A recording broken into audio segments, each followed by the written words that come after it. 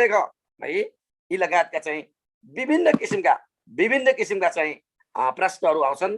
ती विभिन्न किसिमका प्रश्नहरूलाई डिल गर्न सक्ने गरी हामी अगाडि बढ्छौँ है। अब रह्यो त्यो कुनै पनि खालका क्वेसन नबुझेर बाँकी रहला भन्ने कुरा रहँदैन। यसमा चाहिँ एकदमै आश्वस्त। अर्को रह्यो कुरा पाठ्यक्रम। अब धेरैभन्दा धेरै साथीहरू यहाँ पढिरहनु भएका साथीहरू नै हुनुहुन्छ। धेरैभन्दा धेरैले पढिरहनु भएको छ, क्लास लिइरहनु भएको छ, को कहाँ पुग्नु भएको छ, को कहाँ पुग्नु भएको छ, त्यो तपाईँको आफ्नो ठाउँमा छँदैछ।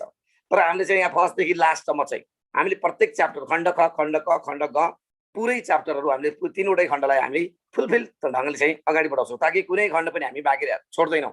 कुनै खण्डको कुनै टपिक पनि तपाईँहरूको यो पहिले भइसकेको थियो भन्ने कुरा रहँदैन, किनकि हाम्रो यहाँ नयाँ प्लस पुराना साथीहरू पनि हुन सक्नुहुन्छ। त्यो कारणले गर्दा कम्प्लिटली नयाँ हो भन्ने तरिकाले हामी बुझ्छौँ। आजदेखि हाम्रो नयाँ क्लास हो, आज हाम्रो ओरिएन्टेसन क्लास हो, ताकि आजदेखि हामी क्लास स्टार्ट गर्दैछौँ। त्यसैले सबै नयाँ हो, सबैले स्टार्टबाट नै पढ्ने भनेर चाहिँ हामी आजदेखि क्लास लिँदैछौँ अगाडि। अब रह्यो कुरा 17वटा क्वेसन सोध्ने। 17वटा क्वेसन त्यो तपाईँलाई थाहा भएकै कुरा छ। खण्ड क, खण्ड ख, खण्ड ग। खण्ड कमा के छ 40 मार्क्सको छ, खण्ड खमा 30 र खण्ड गमा 30 मार्क्स। यो पनि तपाईँलाई थाहा भएकै कुरा छ। खण्ड कमा चाहिँ तुलनात्मक रूपमा जीके टाइपको क्वेसन आउँछ। खण्ड कमा तुलनात्मक रूपमा जीके टाइपको क्वेसन आउन सक्छ, किनभने त्यहाँ चाहिँ जीके को पाटोहरू पनि छ र सबै जीके को मात्र त्यहाँ संवैधानिक पाटो पनि खण्ड कमै छ। त्यसैले लेख्ने पेपर सोशल साइन्स टाइपको पेपर पनि आउन सक्छ र कानुन टाइपको क्वेसन पनि आउन सक्छ। भनेको खण्ड क हाम्रो खिचडी टाइपको छ, त्यहाँ जीके टाइपको क्वेसन आउन सक्छ, सोशल साइन्स टाइपको क्वेसन आउन सक्छ र कानुन टाइपको क्वेसन। अब मैले यो 3 प्रकृतिका क्वेसन भने के हो सुन्नुहोस्।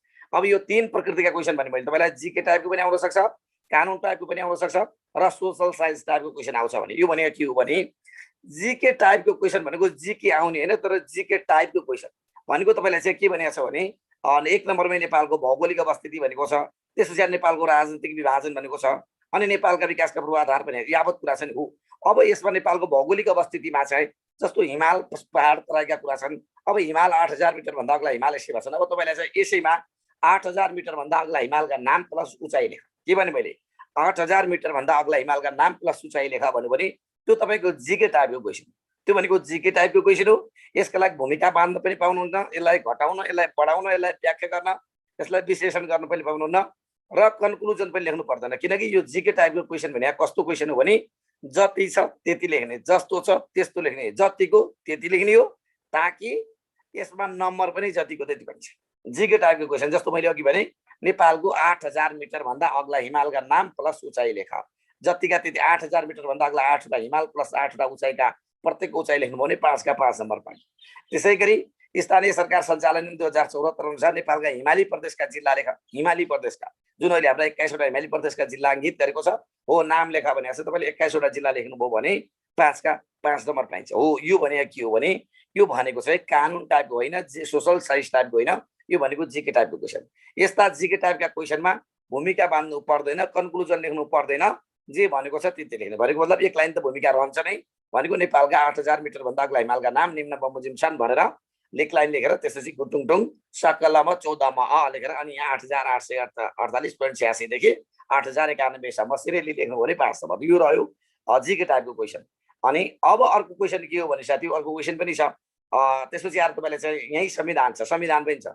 संविधान अर्थात् शासन पद्धति सेवा छ, मौलिक हक सेवा भएको कारणले गर्दा तपाईँलाई कानुन टाइपको क्वेसन सोध्न सक्छ। कानुन टाइपको क्वेसन भने के हो भने नेपालको संविधानमा भएका मौलिक हकहरू लेख, अर्थात् नेपालको संविधानमा भएका कुनै 10वटा मौलिक हकको नाम लेख, अर्थात् नेपालको संविधानमा भएका स्वतन्त्रताको हकको बारेमा लेख भन्यो भने यो कानुन टाइपको। अब 10वटा मौलिक हकका नाम लेख भन्यो, मानौ 10वटा हामीसँग 31वटा मौलिक हक छन्, तर कुनै 10वटा मौलिक हकका नाम लेख भन्यो, तपाईँले 10वटा मौलिक हकका नाम लेख्नु भने 5 का 5 नम्बर पाउनुभयो, किनभने त्यो चाहिँ कानुनमा भएको कुरा हो।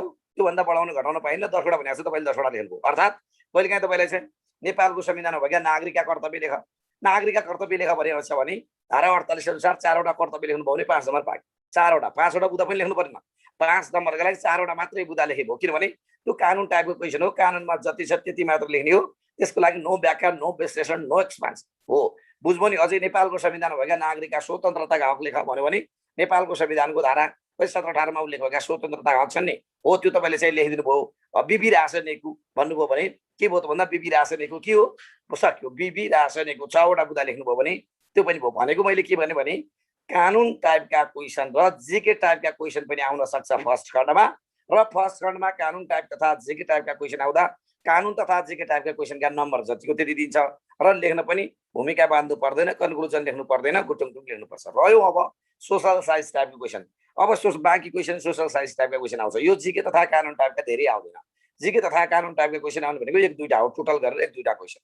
बाँकी सोशल साइन्स टाइपका क्वेसन आउँछ। अब सोशल साइन्स टाइपका भने तपाईँलाई थाहा छ भनेको जस्तो चाहिँ कुनै विकासका पूर्वाधार भन्नाले के बुझिन्छ, यसको महत्त्व लेख। शिक्षा भनेको के हो, शिक्षा क्षेत्रमा भएका कमी कमजोरी लेख। सामाजिक समस्या भनेको के हो, सामाजिक समस्या समाधानका उपाय लेख भनेको हो। यस्तो तालको यस्तो तरिकाको क्वेसन सोध्यो भने यसलाई भन्छौँ हामी सोशल साइन्स टाइपको क्वेसन। अब यस्तो टाइपको क्वेसनमा चाहिँ तपाईँको नम्बर आउँदैन धेरै। यस्तो टाइपको क्वेसनमा तपाईँलाई बढीमा 3.5 नम्बर आउँछ, 3.5 नम्बर आउँछ। एकदमै बढी राम्रो खतरा लेख्नुभयो भने 3.5 नम्बर मात्र आउँछ। किनकि अब यस्ता क्वेसनमा झन् हामीले ख्याल चाहिँ गर्नुपर्छ। भूमिका राम्रो पार्नुपर्ने, स्ट्रक्चर राम्रो बनाउनु पर्ने, कन्क्लुजन लेख्नुपर्ने, सब टाइटल भनेका के छन्, प्रश्न लेख्नुपर्ने, राइट हो। भनेको के हो भने यो हामीले सोशल साइन्स टाइपका क्वेसन हामीलाई सबैभन्दा धेरै आउँछन्। सोशल साइन्स टाइपका क्वेसनका लागि विशेष ध्यान दिनुपर्छ ताकि त्यो अङ्क पाउन, नम्बर पाउन कठिन हुन्छ। त्यसैले यस्ता खालका हामी बिचमा हामीले क्वेसनहरू पनि हामी लिने, बिचमा हामी कस्ता खालका क्वेसन आयो, कति लेख्ने, त्यो सबै हामी छलफल गर्छौँ। अर्थात् त्यो सबै कुरा हामी डिल गर्छौँ ताकि कुनै पनि कुराहरू बाँकी चाहिँ राख्दैनौँ। हो जस्तो सोशल साइन्स टाइपका क्वेसन भने मैले के भने त भन्दा विकासका पूर्वाधार भन्दाले के बुझ्नुहुन्छ, विकासका पूर्वाधारको महत्त्व लेख भनेको छ। तपाईँको त्यहाँ विकासका पूर्वाधार छ नि त होइन, नेपालको विकासका पूर्वाधार छन् 1.3 राइट हो। त्यो भएको कारणले गर्दा अब तपाईँले जतिसुकै लेखे पनि अब बढी नम्बर पाउनुहुन्न। बढीमा तपाईँले पाउन 3.5 हो। अब लेख्ने कति त भन्दा 5 नम्बरको लागि सोशल साइन्स टाइपको क्वेसन छ र यदि 5 नम्बरको छ भने हामी त्यसमा लेख्ने भनेको 1 पेज। के भने मैले लेख्ने 1 पेज सोशल साइन्स टाइपको क्वेसन छ र 5 नम्बरको छ भने लेख्ने 1 पेज हो। तर त्यही कुरा कानुन टाइपको र जीके टाइपको छ भने 1 पेज भन्ने हुँदैन, आधी पेज भन्ने हुँदैन। जति कानुनमा छ, जति जीकेमा छ त्यति, जति छ त्यति। भलै त्यो 4वटा शब्द मात्रै किन नहोस्। मानौ उदाहरणको लागि नेपालमा बजाइने पञ्चेबाजाका नाम लेख भनेर 5 नम्बरमा सोधेको छ भने त्यो पञ्चेबाजाका 5वटाका नाम मात्र लेख्ने हो, नो व्याख्या नो विश्लेषण। किनभने तपाईँलाई व्याख्या गर भनेको छैन, छोटकरीमा लेख भनेको छैन। सिधै नेपालमा बजाइने पञ्चेबाजाका नाम भनेको छ, सिधै दसन झ्याट, दसन झ्याट भनेर लेख्नुभयो भने यो द भन्या दमा, स भन्या सनाई, न भन्या नरसिंह, झ्या भनेको झ्याली र ट भन्या ट्याम्को। यदि 5वटा शब्द लेख्नुभयो भने नम्बर 5 भाग्यो।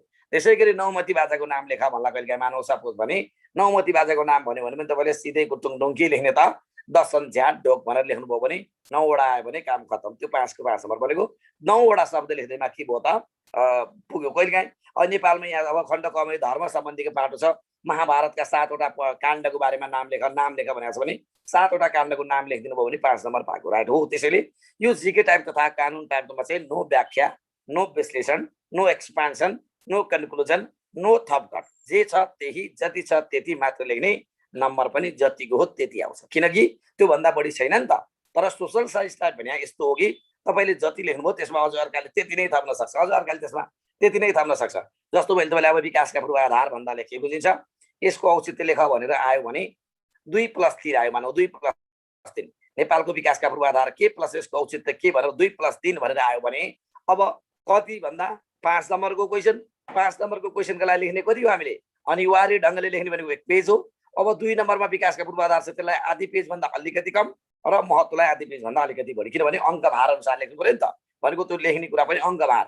क्वेसन दुईटा, एउटा क्वेसनमा 2टा टुक्रा छन्, 2टा टुक्रामा एउटा 2 अङ्कको छ, एउटा 3 अङ्कको छ। भनेको धेरै जानिया छु भनेर चाहिँ 2 नम्बरको मात्रै पेज भरेर काम छैन।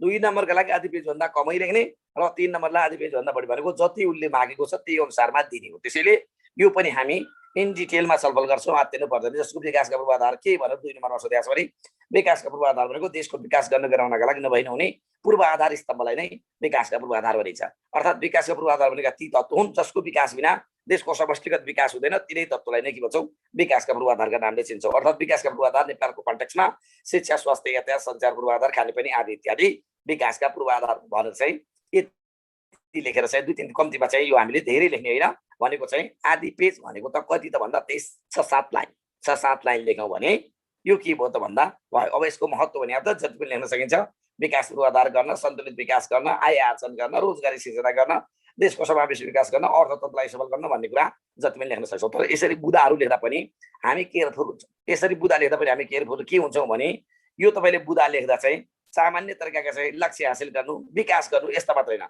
देशको हित, उन्नति, प्रगति, समृद्धि गर्नु, कम्तीमा उद्देश्य महत्त्व लेख्दा पनि वारबाट भनेको वल्लो कुनाबाट पल्लो कुना कपीको यो साइडबाट त्यो साइडसम्म हामीले लेख्नुपर्ने हुन्छ राइट हो। मैले के भने साथी यो चाहिँ 3 किसिमका क्वेशन अर्थात् 3 प्रकृतिका क्वेशन आउँछन्। यो 3 प्रकृतिका क्वेशनलाई चाहिँ यसरी हामीले के गर्नुपर्छ त डिल गर्नुपर्छ।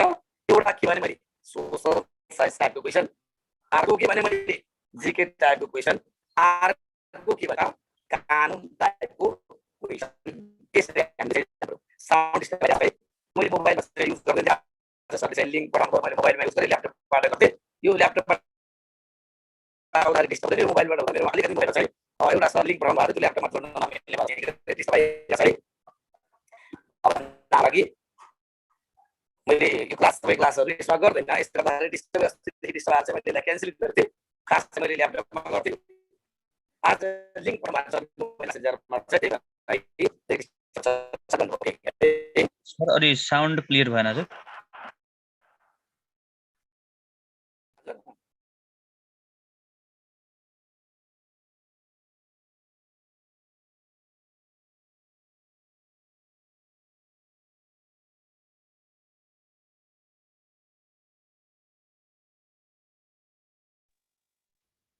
अबे मोबाइलबाट चाहिँ त्यो लिंक आएको मैले यसैमा चाहिँ जोडिहालेँ। यसैको आइडी र पासवर्ड पाइन्छ हजुर सर। त्यो 470218 वाला हजुर।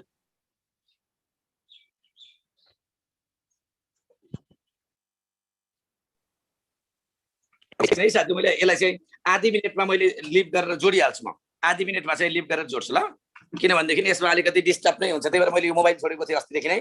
ल्यापटपमा चाहिँ डिस्टर्ब हुँदैन, कहिले पनि हुँदैन, तर यसमा चाहिँ अलिकति सर हजुर के रे हजुर पाउँछु हजुर म मेसेन्जरमा? हुन्छ सर, म हजुरलाई मेसेन्जर पठाउँछु। 4702183866।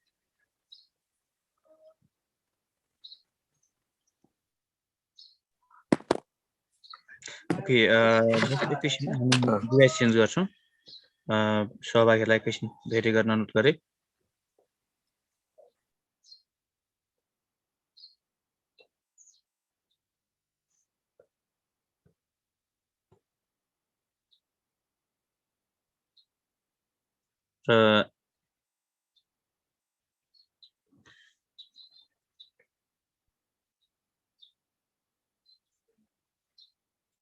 तपाईहरु जो फेसबुक मार्फत अथवा युट्युब मार्फत जो जोडिनु भएको छ उहाँहरूलाई पनि जानकारी गरौँ कि क्लास यो सेसन तपाईहरु भोलिदेखि नै कन्टिन्यू गर्न सक्नुहुन्छ। बिहानको समय 6:30 बजेदेखि क्लास हुनेछ र 6:30 बजेदेखि 8:30 बजेसम्म बिहानको समयमा क्लास हुन्छ।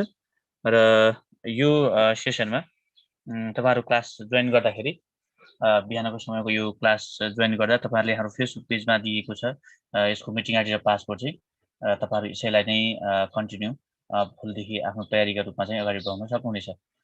सबै सहभागीहरूलाई यो चाहिँ अनुरोध गरे र तपाईहरुले त्यो मिटिङ आइडी र पासवर्ड चाहिँ फेसबुकबाट भेट्नुहुन्छ। फेसबुक आइडी के यो उसमा दिएको छ, जुम एप्लिकेसन डाउनलोड गर्नुपर्छ र त्यसबाट तपाईले यो सेसन जोइन गर्नुपर्छ। यति जानकारी गराएँ मैले। ओके सरले पुनः जोइन गरिसक्नु भएको छ। म अब फेरि सेसन कन्टिन्यू गर्न सल्लाह अनुरोध गरेँ हजुर मैले। सर हस्, थ्याङ्क यू हजुर, थ्याङ्क यू हजुर। ओके साथीलाई पुनः नमस्कार साथीहरु। मैले तपाईहरुलाई चाहिँ अघि नै भने कि अब चाहिँ अब डिस्टर्ब हुँदैन, ताकि यो मोबाइलमा अलिकति डिस्टर्बेन्स आउँथ्यो। अस्ति नै यो बुझिसकेको थिएँ, तैपनि मैले त्यो लिङ्कबाट त्यसैमा चाहिँ सजिलो होस् भनेर गरेँ। ओके हामी के भन्दै थियौँ भने फर्स्ट खण्डमा चाहिँ हामी जीके टाइप तथा कानुन टाइप तथा सोशल साइन्स टाइपको भनेर भनेको थिएँ मैले। त्यो कुरा तपाईहरुले बुझ्नुभयो। सोशल साइन्स टाइपको क्वेशनमा विशेष ख्याल गर्नुपर्छ। सोशल साइन्स टाइपका क्वेशनहरु अत्यन्त धेरै आउँछन्। अब सोशल साइन्स टाइपका क्वेशन के भनेर आउँछन् त भन्दा अब चाहिँ कहिलेकाहीँ तपाईलाई परिचय भनेर आउन सक्छ, कहिलेकाहीँ तपाईलाई विशेषता भनेर आउन सक्छ, कहिलेकाहीँ तपाईलाई तत्त्व भनेर आउन सक्छ, कहिलेकाहीँ तपाईलाई कुनैका गुण भनेर आउन सक्छ, कहिलेकाहीँ तपाईलाई चाहिँ उद्देश्य भनेर आउन सक्छ, कहिलेकाहीँ तपाईलाई भूमिका भनेर आउन सक्छ, कहिलेकाहीँ सबल पक्ष भनेर, कहिलेकाहीँ उपादेयता भनेर, कहिलेकाहीँ सान्दर्भिकता भनेर, कहिलेकाहीँ औचित्यता भनेर, कहिलेकाहीँ सबल पक्ष भनेर, कहिलेकाहीँ उपादेयता भनेर, औचित्यता भनेर, अपरिहार्यता भनेर, आवश्यकता भनेर, फाइदा भनेर, कहिलेकाहीँ तपाईलाई अवधारणा भनेर, कहिलेकाहीँ सैद्धान्तिक आधार भनेर, कहिलेकाहीँ गुणहरू भनेर, कहिलेकाहीँ कमी कमजोरी भनेर, कहिलेकाहीँ दुर्बल पक्ष भनेर, कहिलेकाहीँ समस्या भनेर, कहिलेकाहीँ समस्या समाधानको उपाय भनेर, कहिलेकाहीँ राज्यले गरेका व्यवस्थाहरू लेख भनेर, कहिलेकाहीँ राज्यको अहिले वर्तमान अवस्थाबारे लेख भनेर, राइट हो विभिन्न तरिकाबाट सोच्छ ती विभिन्न जुनै पनि प्रकृतिको क्वेसन जुनै प्रकृतिको होस् नि त्यो जुनै प्रकृतिको क्वेसन होस् हामीले यहाँबाट डिल गर्छौँ ताकि त्यो डिल गरिसकेपछि ए क्वेसन त बुझेकै हो क्वेसन नबुझेको चाहिँ होइन भन्ने कुरा चाहिँ रहँदैन किनकि हामीले चाहिँ क्वेसनको जस्तोसुकै प्रकृतिको क्वेसनलाई पनि जुनसुकै ढर्राको क्वेसनलाई पनि हामी के गर्छौँ त भन्दा यहाँ डिल गर्छौँ अवधारणा के भन्ने कुरा प्रश्न पार्छौँ सिद्धान्त के भन्ने कुरा प्रश्न पार्छौँ तत्त्व भन्ने कुरा के प्रश्न पार्छौँ गुण भन्ने कुरा के प्रश्न पार्छौँ दुर्बल पक्ष भनेको के कुरा प्रश्न पार्छौँ राज्यले गरेका व्यवस्था भनेको के फरक प्रश्न पार्छौँ वर्तमान अवस्था भनेको के त्यो पनि एभ्रिथिङ हामीले चाहिँ के गर्छौँ त भन्दा प्रश्न पार्छौँ ताकि तपाईँहरूलाई कुनै पनि खालको कन्फ्युजन कुनै पनि खालको समस्या कुनै पनि खालको दुविधा रहँदैन किन रहँदैन त भन्दा हामीले त्यो दुविधा रहने तरिकाले हामी क्लास लिँदैनौँ त्यो सबै भइभरका दुविधाहरू हटाउनका लागि हामी लिने हो राइट हो कि त्यही भएर चाहिँ फर्स्ट खण्डमा चाहिँ हामीले के बुझौँ त भन्दा अब 3 प्रकृतिको क्वेसन आउँदो रहेछ जीके प्रकृति कानुन प्रकृति र सोशल साइन्स प्रकृति अब जीके तथा कानुन प्रकृतिमा हामीले कन्क्लुजन लेख्दैनौँ भूमिका बाँध्दैनौँ तर कन्क्लुजन लेख्न चाहिँ लेख्दैनौँ तर सोशल साइन्स टाइपकोमा अनिवार्य लेख्छौँ राइट अब तपाईँलाई थाहा छँदैछ 1.1 मा के भनेको छ अर्थात् 1 मा खण्ड तपाईँको चाहिँ 1.1 मा के भनेको छ भने नेपालको भूगोल अर्थात् भौगोलिक स्थिति भन्छ त्यो नेपालको भूगोलको भौगोलिक स्थिति भनेको स्थिति कस्तो छ त कहाँ बसेको छ त कहाँ रहेको छ त के को बीचमा छ त भन्ने कुरा त्यो स्थितिको बारेमा हामी छलफल गर्छौँ अनि धरातलीय स्वरूप कस्तो छ हाम्रो स्वरूप जस्तो मान्छेको स्वरूप टाउकादेखि खुट्टासम्मको कस्तो छ स्वरूप त्यस्तै गरी हाम्रो धरातलीय स्वरूप के छ त सम्म परेको छ तराईमा पहाड भिर पाखा छन् पहाडमा हिमालमा अझ चुच्चो हिमाल छ त्यो स्वरूप भनेको थियो अनि त्यसै गरी हावापानीको कुरा के छ देशको हावापानी भनेको के हो भने हावापानी भनेको जल हुन सक्छ आर्द्रता हुन सक्छ ताप हुन सक्छ वर्षा हुन सक्छ हैन यसको समस्या हामी आयो भने त्यसको बारेमा हामी छलफल गर्छौँ अनि यो जनजीवनमा चाहिँ भौगोलिक वातावरणको प्रभाव के परेको छ त यो भौगोलिक वातावरणले गर्दा हाम्रो जनजीवनमा पोजिटिभ प्रभाव पनि परेको छ नेगेटिभ प्रभाव यो दुईटै कुरा जान्छौँ अनि नक्साको व्यवस्था भनेको छ यहाँ नक्सा भनेको के हो त्यो सम्बन्धीका कुराहरू हामी इन डिटेलमा छलफल गर्छौँ ताकि त्यसमा कुनै कन्फ्युजन रहँदैन अनि अर्को चाहिँ राजनीतिक विभाजन सम्बन्धी सामान्य जानकारी भनेको छ यो राजनीतिक विभाजन भनेको छ कहिलेकाहीँ यसलाई राजनीतिक भूगोल पनि भन्छ त्यो नझुक्किने राजनैतिक विभाजन भन्ने जान्नु होला राजनैतिक भूगोल भनेको उस्तै हो एउटै हो 99% एउटै हो भलै अलिकति भाषागत रूपमा फरक त हुन्छ तर राजनैतिक विभाजन भनेको पनि त्यो राजनैतिक भूगोलको एउटा पार्ट हो राजनैतिक भूगोलकै मान्यताबाट हामी विभाजन गर्ने हो यो राजनैतिक विभाजन भनेको के हो भने देशलाई राजनीतिक रूपमा देशलाई प्रशासनिक रूपमा चाहिँ विभाजन गर्ने काम हो भौगोलिक रूपमा अर्थात् भौगोलिक रूपमा विभाजन भनेको हिमाल पहाड तराई यस्तो तरिकाको राजनीतिक विभाजन भनेको के हो भने देशले चाहिँ पुनः अहिले चाहिँ देशको प्रशासन सञ्चालन गराउन राजनीतिक नेतृत्व निर्माण गर्न समावेशी विकास गर्न विभिन्न खालका इकाइ विभिन्न खालका उपइकाइ यो अन्तर्राष्ट्रिय सीमा रेखा अर्थात् देशलाई चाहिँ अन्तर्राष्ट्रिय सीमा बााउन्ड्रीका कुरा त्यसपछि आएर यहाँ भित्रका जिल्लाका कुरा अञ्चलका कुरा प्रदेशका कुरा यसलाई हामी के भन्छौँ राजनीतिक विभाजन जस्तो अहिलेको नेपालको राजनीतिक विभाजनलाई हेर्दै पनि नेपाल चाहिँ तीनतिर भारत र एकतिर चाहिँ चीनको स्वशासित क्षेत्र तिब्बतले घेरिएको छ र नेपालको राजनीतिक विभाजनलाई अझ प्रश्न पार्नलाई एउटा संघ 7वटा प्रदेश 753वटा स्थानीय निकाय र त्यसपछि आएर विभिन्न किसिमका वार्ड तथा इलाकाहरूमा विभाजन गरेछ भन्छ हामी त्यो सम्बन्धी हामी पढ्छौँ अनि नेपालको विकासका पूर्वाधार भनेको चाहिँ यसमा चाहिँ तपाईँलाई चाहिँ शिक्षाका कुरा छ अनि स्वास्थ्यका कुरा छ अनि त्यसपछि यातायातका कुरा छ सञ्चारका कुरा छ खानेपानीका कुरा छ विद्युतका कुरा छ ऊर्जाका स्रोत लगायत विभिन्न कुराहरू छ हो यो भने यसको बारेमा हामी इन डिटेलमा छलफल गर्छौँ यो कुन तरिका हामी कुन मोडालिटीबाट पढ्छौँ भने विकासको पूर्वाधार भन्नेको परिचय जानिसकेपछि शिक्षा यी 4-6-7वटाकै परिचय जान्न सक्ने र एउटाको उद्देश्य लेखिसकेपछि हामी 5-6-7वटाकै उद्देश्य एकैचोटि लेख्न सक्ने तरिकाले हामी यहाँ पढ्छौँ जस्तो विकासको पूर्वाधार भने के हो भन्दा जस्तो शिक्षाको परिचय दिँदा विकासको प्रमुख पूर्वाधार हो स्वास्थ्यको परिचय दिँदा विकासको प्रमुख पूर्वाधार हो सञ्चारको परिचय दिँदा विकासको प्रमुख पूर्वाधार लहनुहोस् भनेको सबै कुरामा चाहिँ उही मिल्छ लगभग 5-6वटा परिचय यी 6-7वटाका एउटै मिल्ने गरी त्यसरी हामी जान्छौँ र एउटाका उद्देश्य जान्यो भने यी 6-7वटाका उद्देश्य जान्ने अर्थात् एउटाका उद्देश्य जान्दा 11वटा प्रश्नको उत्तर जान्ने तरिकाले सिकाउँछौँ हामी उद्देश्य कार्य महत्त्व भूमिका सबल पक्ष लगायत 11वटा प्रश्न र यो एउटाको तपाईँले चाहिँ उद्देश्य जान्नुभयो भने यहाँ 6-7वटा छन् 11-7-77वटा प्रश्नको उत्तर एकैचोटि जान्न सक्ने गरी हामी यो विकासका आधारमा अगाडि बढ्छौँ अनि त्यसपछि अर्को के छ भने हाम्रो नेपाली समाजका परम्परा भनेको छ समाजका परम्परा यो परम्परा भनेको के हो भन्दा परम्परादेखि चल्दै आएका मान्दै आएका परम्परादेखि स्वीकार्दै आएका विषयवस्तु जस्तो सामाजिक मूल्यका मान्यताका कुराहरू प्रचलित प्रमुख धर्मका कुराहरू विभिन्न खालका जात जाति भाषा भाषीका कुराहरू संस्कृति हो यी के हुन् भने सामाजिक परम्परा हो सामाजिक परम्परा भनेको के हो भने परम्परादेखि चल्दै आएका परम्परादेखि मान्दै आएका परम्परादेखि स्वीकार्दै आएका कुरालाई हामी सामाजिक परम्परा भन्छौँ अनि सामाजिक मूल्य भनेको छ यो सामाजिक मूल्य भनेको के हो भन्दा समाजले मूल्य दिएका समाजले भ्यालु दिएका समाजले मान्दै आएका समाजले ओके भन्दै आएका कुरालाई सामाजिक मूल्य भन्छौँ मान्यता भने पनि समाजले मान्दै एडप्ट गर्दै आएका प्रमुख धर्म भने त हामीले हि बहु एक ऋषि पढिहाल्छौँ हामी हि बहु किक कृषि भन्ने कुरा हिन्दू बौद्ध इस्लाम क्रिस्चियन यो तरिकाले हिबौली किक कृषि पढिहाल्छौँ त्यो र अनि जात जातिका कुरा नेपालमा भएका समष्टिगत जात जाति र प्रत्यक्ष यो जात भाषा भाषीका कुराहरू यी सम्बन्धी हामी छलफल गर्छौँ र त्यसपछि संस्कृति के हो संस्कृतिको बारेमा हामी चल्छौँ मान्छौँ यो संस्कृति भन्ने वास्तवमा गाह्रो होइन संस्कृति भन्ने पनि के हो त भन्दा परम्परादेखि चल्दै आएको मान्दै आएको हाम्रा विभिन्न किसिमका चाहिँ के हो त सर यो क्लास हो नासुको कि खरिदारको भन्नुभएको छ यो खरिदारको क्लासको आज हामी ओरिएन्टेसन गर्दैछौँ बाबु या नानी हामीले खरिदारको क्लास आजदेखि स्टार्ट गर्दैछौँ खरिदार थर्ड पेपरको आज हामीले स्टार्टिङ गरेका हौँ सामान्य विषयवस्तु कोर्सको बारेमा छलफल गर्दैछौँ र भोलि हामीले चाहिँ विषयवस्तुमा एउटा टपिक्सको बारेमा हामी भोलि अगाडि बढ्छौँ ओके राइट है अनि जस्तो संस्कृति भने के हो त भन्दा यो पनि परम्परादेखि चल्दै मान्दै स्वीकार्दै आएको र हाम्रो संस्कारले एडप्ट दिएका कुरालाई हामी संस्कृति भन्छौँ जस्तो भौतिक संस्कृति भन्छौँ हामी फिजिकल त्यो तरिकाले हामी छलफल गर्छौँ त्यसका लागि अनि सामाजिक समस्या र विकृति भनेको छ त्यो सामाजिक समस्या र विकृति पनि उस्तै तरिकाले हामी बुझ्छौँ समाजमा जसले समस्याको रूप दिएको छ समस्यामा जसले अप्ठ्यारो रूप दिएको छ त्यसलाई हामी समस्या भन्छौँ भने जब तिनै समस्याले चाहिँ ठुलो रूप लिन्छ विकृत रूप लिन्छ उग्र रूप लिन्छ भने त्यसलाई हामी के भन्छौँ भन्दा विकृत भन्छौँ जुन समस्याले समाजलाई विकृति गर्दैछ जुन समस्याले चाहिँ समाजलाई विकृत रूपतिर अगाडि बढाउँदैछ त्यसलाई हामी के भन्छौँ त सामाजिक विकृतिका रूपमा लिन्छौँ समस्या भनेको अलि सानो इकाइ हुन्छ विकृति भने के हो भन्दा त्यसैले विकृत रूप लियो भने त्यसैले हामी के भन्छौँ विकृति उदाहरणको लागि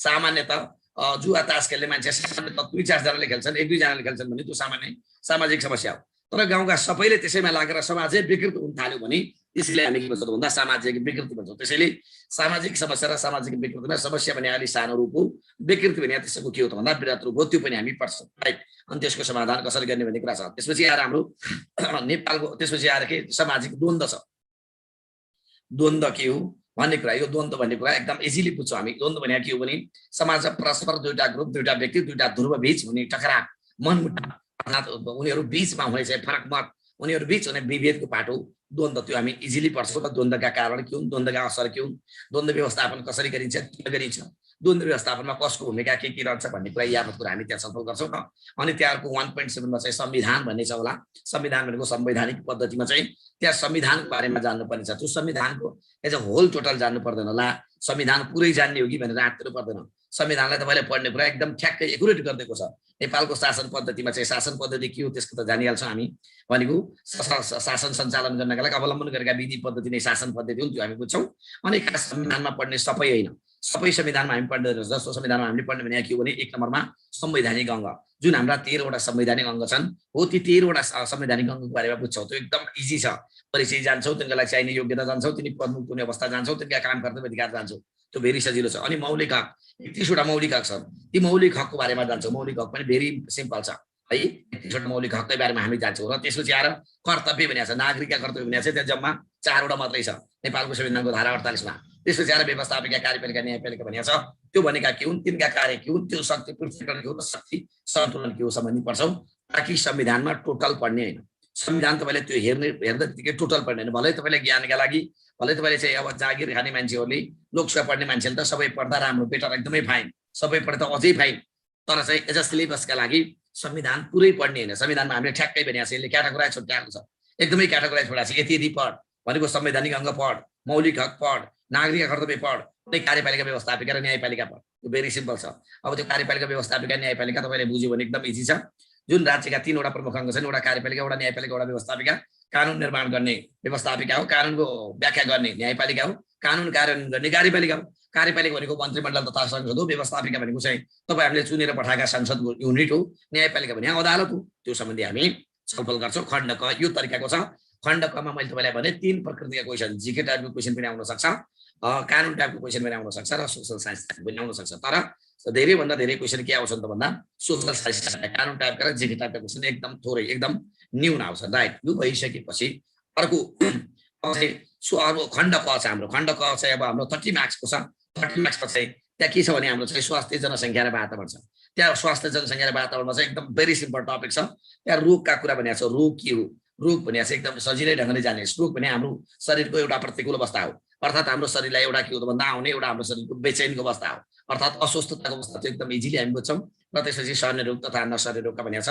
त्यो सर्ने भने एक व्यक्तिबाट अर्को व्यक्ति अर्थात् एक जीवजन्तु जनावरबाट अर्को व्यक्ति वा जीवजन्तु त्यसरी सर्छ भने त्यसलाई हामी सर्ने रोग भन्छौँ भने कुनै पनि जीवजन्तु प्राणी वनस्पतिबाट अस्वस्थ कीटाणुबाट अर्को स्वस्थ व्यक्तिमा सर्दैन भने त्यसलाई नसर्ने रोग हामी इजिली बुझ्छौँ। अनि रोगका कारण के हुन्, रोगका माध्यम के हुन्, रोगका असर के हुन्, यहाँबाट छलफल गर्छौँ। अनि अर्को त्यसो हाम्रो चाहिँ पोषण भनिएको छ। पोषण भनेको छ, सन्तुलित भोजन भनेको छ, कुपोषण, तीनटा कुरा एउटामा जोडिएको छ। पोषण भने के हो भने पौष्टिक आहारबाट प्राप्त गर्ने हाम्रो शरीरका लागि नभई हुने एउटा पौष्टिक तत्व नै पोषण हो। अनि पोषणलाई हामीले विभिन्न क्याटेगोराइज गरेका छौँ। स्रोतका आधारमा जीवजन्तुबाट प्राप्त हुने पोषण, पोषण यसरी पनि भन्न सक्छौँ।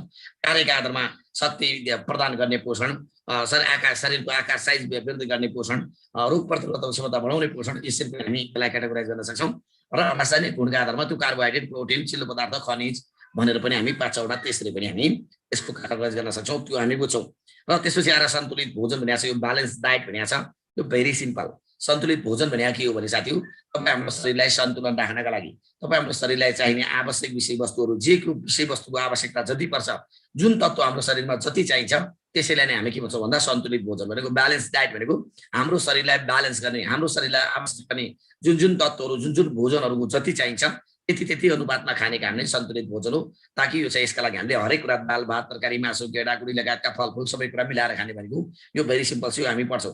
र त्यसपछि आएर कुपोषण भनेको छ। यो कुपोषण भनेको के हो भने सन्तुलित भोजनको अभावमा अर्थात् पौष्टिक तत्त्वको अभावमा लाग्ने रोग भनेको कुपोषण हो। कुपोषण भनेको के हो त भन्दा सन्तुलित भोजनको अभाव अर्थात् पौष्टिक तत्त्वको अभावमा लाग्ने रोग के हो त कुपोषण हो। कुपोषण भनेको एउटा शरीरका लागि दुर्बल अवस्था भनेको भन्दा एउटा कमजोर अवस्था हो।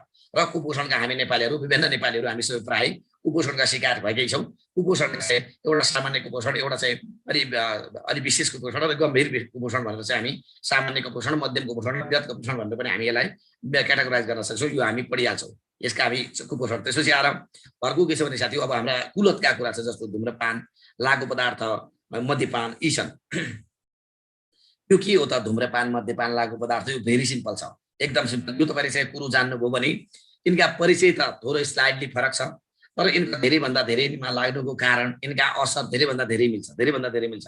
जस्तो धुम्रपान भनेको छ, के हो त यो धुम्रपान भनेको चाहिँ 1.3 मा होला होइन, 1.1.3 मा भनेको धुम्रपान भनेको के हो भने कुनै पनि व्यक्तिले चाहिँ धुवा तथा धुवाजन्य पदार्थको सेवन गर्ने अर्थात् सुर्ती तथा सुर्तीजन्य पदार्थको सेवन गर्ने भनेको धुम्रपान भनेको धुवा मात्रै होइन, सुर्ती तथा सुर्तीजन्य पदार्थको सेवन गर्ने कार्यलाई हामी के भन्छौँ त धुम्रपान भन्छौँ। जस्तो सुगट, गुट्खा, खैनी, यो पान परागलाई हामी के भन्छौँ, यसलाई चाहिँ हामी धुम्रपान। त्यसै गरी मद्यपान भनेको छ। मद्यपान भनेको के हो भने अल्कोहल तथा अल्कोहल जन्य पदार्थको सेवन गर्ने कार्यलाई हामी के भन्छौँ त मद्यपान भन्छौँ। अल्कोहल तथा अल्कोहल जन्य पदार्थको सेवन जस्तो के हुन सक्छ भने बियर, त्यसपछि रक्सी, भोड्का, के छ यी विभिन्न नामको राइट। त्यसपछि आएर यहाँ अर्को के भनेको छ भने धुम्रपान मद्यपान पछि लागु पदार्थ भनेको छ।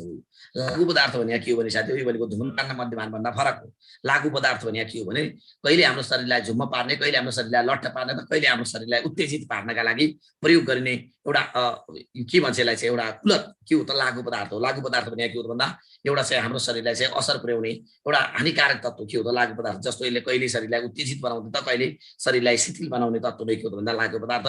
जस्तो गाँजा, भाङ, धतुरो, चरेस, हिरोइन, कोकिन लगायतका यी विभिन्न चिजलाई हामी के भन्छौँ त लागु पदार्थका रूपमा लिने गर्छौँ। र यिनका चाहिँ यिनमा लाग्नुका कारण धेरै हुँदैछन्। राज्यको प्रभावकारी नीति नभएर हुन सक्छ, लहलैला हुन सक्छ, पारिवारिक व्यवस्थापन कन्ट्रोल गर्न नसकेर हुन सक्छ। त्यसपछि कारणले व्यापक छ, यो एउटै छ, यो हामी पढ्छौँ। र यसका हामी असरका कुरा अल्पकालीन तथा दीर्घकालीन दुईटै असर पर्छौँ। यसबाट बच्न के गर्नुपर्छ यो कुरा सम्झन्छौँ। र अर्को चाहिँ हाम्रो यसमा चाहिँ तपाईँलाई सामुदायिक स्वास्थ्य भनेको छ। सामुदायिक स्वास्थ्य भनेको छ, यो सामुदायिक स्वास्थ्य भनेको छ, यो भनेको के हो भने सामुदायिक स्वास्थ्य भने समुदाय भने तपाईँ हाम्रो समुदाय, तपाईँ हाम्रो परिवार, तपाईँ हाम्रो समाज नै समुदाय हो। त्यो स्वास्थ्य भने के हो त भन्दा तपाईँ हाम्रो समुदायमा भएका व्यक्तिहरू, परिवारहरू, त्यहाँभित्रका जीवजन्तुहरू, त्यहाँभित्रको वातावरणको समष्टिगत स्वास्थ्यलाई नै सामुदायिक स्वास्थ्य भन्छ। त्यो सामुदायिक स्वास्थ्य भने के रहेछ भनेर आत्तिनु पर्दैन।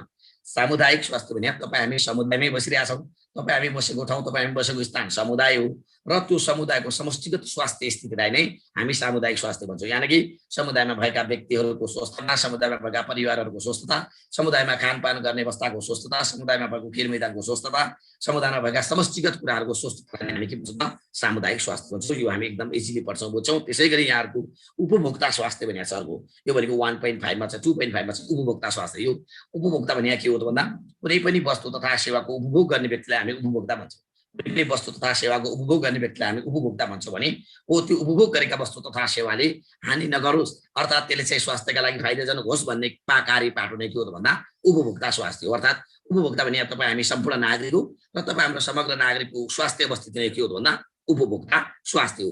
भनेको हामी स्वस्थ हुनुपर्छ, हामी निरोगी हुनुपर्छ। कुनै पनि चिजको उपभोग गर्दा हामीमा कुनै पनि खालका रोग व्याधिहरू लाग्नुहुन्न, शरीरमा शारीरिक चाहिँ असन्तुलन ल्याउनुहुन्न भन्ने मान्यता के हो त उपभोक्ता स्वास्थ्य हो। हामी छलफल गर्छौँ, भेरी सिम्पल छ। यसमा चाहिँ यो रोग तथा रोगका कुरा भयो। त्यसपछि उहाँ 2.2 मा के छ भने साथी अब जनसङ्ख्या सम्बन्धी कुरा र वातावरण सम्बन्धी कुरा छ। अब त्यहाँ जनसङ्ख्या, नेपालको जनसङ्ख्या के हो, तिम्रो जनसङ्ख्या के हो, जनसाङ्ख्यिकी के हो, जनसाङ्ख्यिक तत्त्व प्रक्रिया मापन के हो, यो हामी डिटेलमा इन डिटेलमा हामी यसको बारेमा जान्छौँ, अगाडि बढ्छौँ ताकि आत्ति नै पर्दैन। हामीले चाहिँ जनसङ्ख्या के हो, जनसाङ्ख्यिक तत्त्व के हो, जनसाङ्ख्यिक मापन के हो, जनसङ्ख्याको फ्लो मोडल के हो, उच्च जनसङ्ख्या वृद्धि हो, यसका कारण के हुन्, कारणबाट आउने असर के हुन्, यसलाई रोक्न राज्यले के गर्नु पर्ला, जनसङ्ख्या व्यवस्थापन के हो लगायतका यावत कुराहरू हामी छलफल गर्छौँ। जस्तो हेर्दाखेरि सामान्य देखिन्छ, तपाईँलाई जनसाङ्ख्यिक तत्त्व प्रक्रिया मापन लेखा भन्छ, हेर्दाखेरि सामान्य छ तर भित्र चाहिँ ला त्यो कन्फ्युजन हुनसक्छ। तत्त्व भनेको जन्म मृत्यु बसाइसरायो, प्रक्रिया भनेको प्रजनन मरण बसाइसरायो र मापन भनेको जन्म दर मृत्यु दर र बसाइसराय दर हो। त्यसरी चाहिँ हामी जान्न सक्छौँ। जनसङ्ख्याको फ्लो मोडल भन्छ, हेर्नुहोस् फ्लो मोडल भन्छ। अब हेर्दाखेरि अनौठो लाग्छ फ्लो मोडल ला। अब 5 नम्बरमा आयो बुझिया छैन भने त डुबा।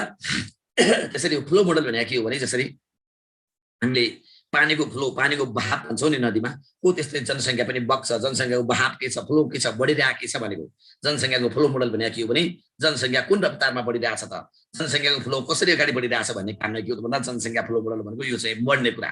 कहिलेकाहीँ मलाई जनसाङ्ख्यिक लाभ भन्ला, ल हेर्दाखेरि जनसाङ्ख्यिक लाभ भन्ला सुन्दा नै ला के रहेछ यो लाभ जनसाङ्ख्यिक लाभ भन्नुहुन्छ त नबुझिन्जेलसम्म गाह्रो हुन्छ। तर बुझिसकेपछि यो जनसङ्ख्याको लाभ जनसाङ्ख्यिक लाभ भने के हो भने देशको एक्टिभ पपुलेसन हो, अर्थात् देशको सक्रिय जनसङ्ख्या हो, जुन चाहिँ अब अन्य जनसङ्ख्यालाई पालन पोषण गर्न सक्ने जुन जनसङ्ख्या छ त्यसै जनसङ्ख्यालाई हामी के भन्छौँ भन्दा जनसाङ्ख्यिक लाभ भन्छौँ। यानि कि जनसाङ्ख्यिक लाभ भनेको चाहिँ एक्टिभ पपुलेसन सक्रिय जनसङ्ख्या हो।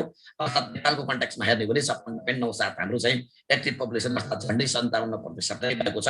त्यो सम्बन्धी हामी इन डिटेलमा हामी छलफल गर्छौँ। त्यसैले कहिलेकाहीँ जनसङ्ख्या व्यवस्थापन भन्ला त्यो हामीले नबुझेर जनसङ्ख्या व्यवस्थापन भनेको घटाउने भन्ने लेख्छौँ होला, तर होइन। जनसङ्ख्या व्यवस्थापन भनेको कहिले पनि घटाउने मात्र होइन, जनसङ्ख्या व्यवस्थापन भनेको घटाउने पनि हो बढाउने पनि हो। आवश्यकता अनुसार अनुपातमा राख्ने हो, ठिक अनुपातमा राज्यको जनसङ्ख्यालाई त्यो देशको भौगोलिक अवस्थिति, त्यो देशको भौतिक पूर्वाधार, त्यो देशको प्राकृतिक स्रोत साधनसँग तारतम्यता कायम गर्ने गरी, सन्तुलन कायम गर्ने गरी ठिक साइजमा ठिक आकारमा राख्ने काम नै के हो त जनसङ्ख्या व्यवस्थापन। त्यो सम्बन्धी हामी इन डिटेलमा हामी छलफल गर्छौँ। र त्यसपछि आएर चाहिँ हाम्रो के छ भने साथी यहाँ चाहिँ जैविक विविधताका कुरा छ। जैविक विविधता भनेको छ यो झन् सजिलो छ। जैविक विविधता भने तपाईँलाई थाहा छ, जैविक विविधता नामै त प्रश्न छ। जैविक अनि विविधता, जैविक भनेको जीव जन्तु प्राणी वनस्पति जैवीय गुण भएका चिजलाई भनेको जैविक, विविधता भनेको तिनीहरू बीचको भिन्नता। जस्तो जैविक भने के भने जीव जन्तु प्राणी वनस्पति अर्थात् सजीव भनेको सजीव रूप भएका, सजीव त्यहाँ गुण भएकालाई हामी जैविक भन्छौँ। अजैविक भने थिए निर्जीव हुन्, त्यसलाई अजैविक भन्छौँ भने जैविक भने के हो भन्दा सजीव गुण भएका अर्थात् जैविक गुण भएका अर्थात् त्यो चाहिँ जीवात्मा भएका जुन जीव पनि हुनसक्छ, जन्तु प्राणी वनस्पति जुन हुनसक्छ हो त्यसलाई हामी जैविक भन्छौँ भने त्यो विविधता भने के हो भने तिनीहरू बीचको भिन्नता, तिनीहरू बीचको फरक, तिनीहरूका प्रकार, तिनीहरूको आकार, तिनीहरूको साइजलाई हामी जैविक विविधता भन्छौँ। अब जैविक विविधतामा हामीले चाहिँ परिस्थिति विविधता भन्छौँ, प्रजातिगत विविधता भन्छौँ, वंशाणुगत विविधता भन्छौँ। त्यो भेरी सिम्पल छ। यो पारिस्थितिक विविधता भने के हो भने देशको परिस्थिति, भूगोलको परिस्थिति अनुसार फरक फरक हुन्छन् भनेको। अनि त्यसपछि आएर चाहिँ जैविक विविधतामा चाहिँ पारिस्थिति भने के रहेछ भने परिस्थिति अनुसार देशको भूगोल, देशको प्लॉट अनुसार फरक फरक हुन्छ भन्ने कुरा पारिस्थितिक चाहिँ कुरा त्यो भइसकेपछि अनि वंशाणुगतको छ है। त्यो हामी इन डिटेलमा हामी तीनटैको बारेमा छलफल गर्छौँ। त्यसमा गाह्रो छैन। अर्को हाम्रो चाहिँ वातावरण भनेको छ, वातावरण व्यवस्थापन, वातावरण प्रदूषणका कुरा। अब यो झन् सजिलो छ। वातावरण के हो भने हाम्रो वरपर भएका सम्पूर्ण दृश्य तथा अदृश्य चिज वस्तुहरूको कम्बिनेसनको समष्टि नै वातावरण हो। वातावरण भने के हो भन्दा हाम्रो वरपर भएका जे जति खालका विषय वस्तु छ त्यसको समष्टि नै वातावरण हो। अनि वातावरण प्रदूषण भने के हो भन्दा त्यो वातावरणमा प्रतिकूल अवस्था ल्याउने अवस्था नै वातावरण प्रदूषण। भेरी सिम्पल तरिकाले हामी देख्छौँ। यो खण्ड ख हो। खण्ड खमा हाम्रो कति त भन्दा 30 मार्क्सको सोध्छ। 30 मार्क्सको भन्दा अब एउटा लङ क्वेसन सोध्छ अनि त्यसपछि बाँकी सर्ट। त्यो लङ भन्ने बित्तिकै एउटा 10 नम्बरको हुन्छ, बाँकी सर्ट हुन्छ। यानि कि अब 20 मार्क्सको चाहिँ सर्ट क्वेसन 5 को दरले 5 चौको 20 5 4वटा चाहिँ सर्ट क्वेसन, एउटा चाहिँ 10 मार्क्सको चाहिँ एउटा लङ क्वेसन सोध्ने अवस्था रहन्छ। त्यहाँ हामी छलफल गर्छौँ। त्यसैले थर्ड खण्ड छ साथी। अब थर्ड खण्डमा के भनेको छ भने कार्यालय सञ्चालन भनेको छ। त्यो कार्यालय सञ्चालन भने के हो भने कुनै पनि कार्यालय कसरी सञ्चालन गरिन्छ, कार्यालयमा हुने दर्ताका कुरा, चलानीका कुरा, फाइलिङका कुरा, अभिलेखका कुरा यावतलाई नै कार्यालय सञ्चालन भनेको, त्यो कार्यालय सञ्चालन भनेको कार्यालयलाई रनअप गर्ने हो, कार्यालयलाई व्यवस्थित गर्ने हो, कार्यालयमा चाहिने कुराहरूलाई चाहिँ सञ्चालन गर्ने हो, कार्यालयमा चाहिने कुराहरूलाई भद्रगोल हुन नदिने हो, कार्यालयमा चाहिने कुरा समस्त कुराहरूलाई व्यवस्थापन गर्ने काम नै के हो त कार्यालय सञ्चालन। त्यहाँभित्र हामी के पढ्छौँ भने कार्यालय सञ्चालनभित्र पत्राचार, पत्र, चिठी पत्र के हो त्यो सम्बन्धी हामी पढ्छौँ। त्यसपछि आएर पत्राचारको चाहिँ, पत्राचार भने त सामान्य सञ्चारको एउटा साधन हो, लिखित साधन हो, लिखित माध्यमबाट सूचना सञ्चार आदान प्रदान गरिन्छ भने त्यसलाई पत्राचार भन्छौँ। अनि पत्राचारका प्रकार छन्, प्रयोगका आधारमा प्रकार हुन सक्छ, प्राथमिकताका आधारमा प्रकार हुन सक्छ, गोपनीयताका आधारमा प्रकार हुन सक्छ, सक्रिय जीवनका आधारमा प्रकार हुन सक्छ। यो विभिन्न एङ्गलबाट हामी यसका त्यसपछि दर्ता र चलानी छ। यो दर्ता र चलानी भने के हो भने कार्यालयमा चाहिँ चिठी पत्र आयो भने त्यसलाई हामी दर्ता गर्छौँ र कार्यालयबाट अन्यत्र चिठी पठायो भने हामी त्यसलाई चलानी गर्छौँ। त्यो सम्बन्धी हामी छलफल गर्छौँ। अनि अभिलेखका कुरा गरिरहेको छ, त्यो अभिलेख भने के हो भने कार्यालयमा भएका जे जति खालका रेकर्डहरू छन्, कार्यालयमा भएका जे जति खालका तपाईँका डकुमेन्टहरू, कागजपत्रहरू छन्, ती सबैलाई हामी के भन्छौँ त अभिलेख भन्छौँ। र तिनै अभिलेखलाई हराउन, सड्न, गल्न, च्यातिन, मास्न, टुक्रनबाट बचाउने काम अभिलेख व्यवस्थापन हो। अर्थात् अभिलेख व्यवस्थापन भनेको अभिलेख प्रभावकारी व्यवस्थापन गर्ने, अभिलेखलाई वैज्ञानिक व्यवस्थापन गर्ने, अर्थात् अभिलेखमा भएका कमी कमजोरी हटाउने, अर्थात् अभिलेखलाई वस्तुनिष्ठ बनाउने काम के हो भन्दा अभिलेख व्यवस्थापन। त्यो हामी सफल गर्छौँ, एकदम इजी छ। र अनि कार्यालयमा कम्प्युटर प्रणालीको महत्त्व भनेको छ, त्यो त सबैले सजिलै जान्नुहुन्छ।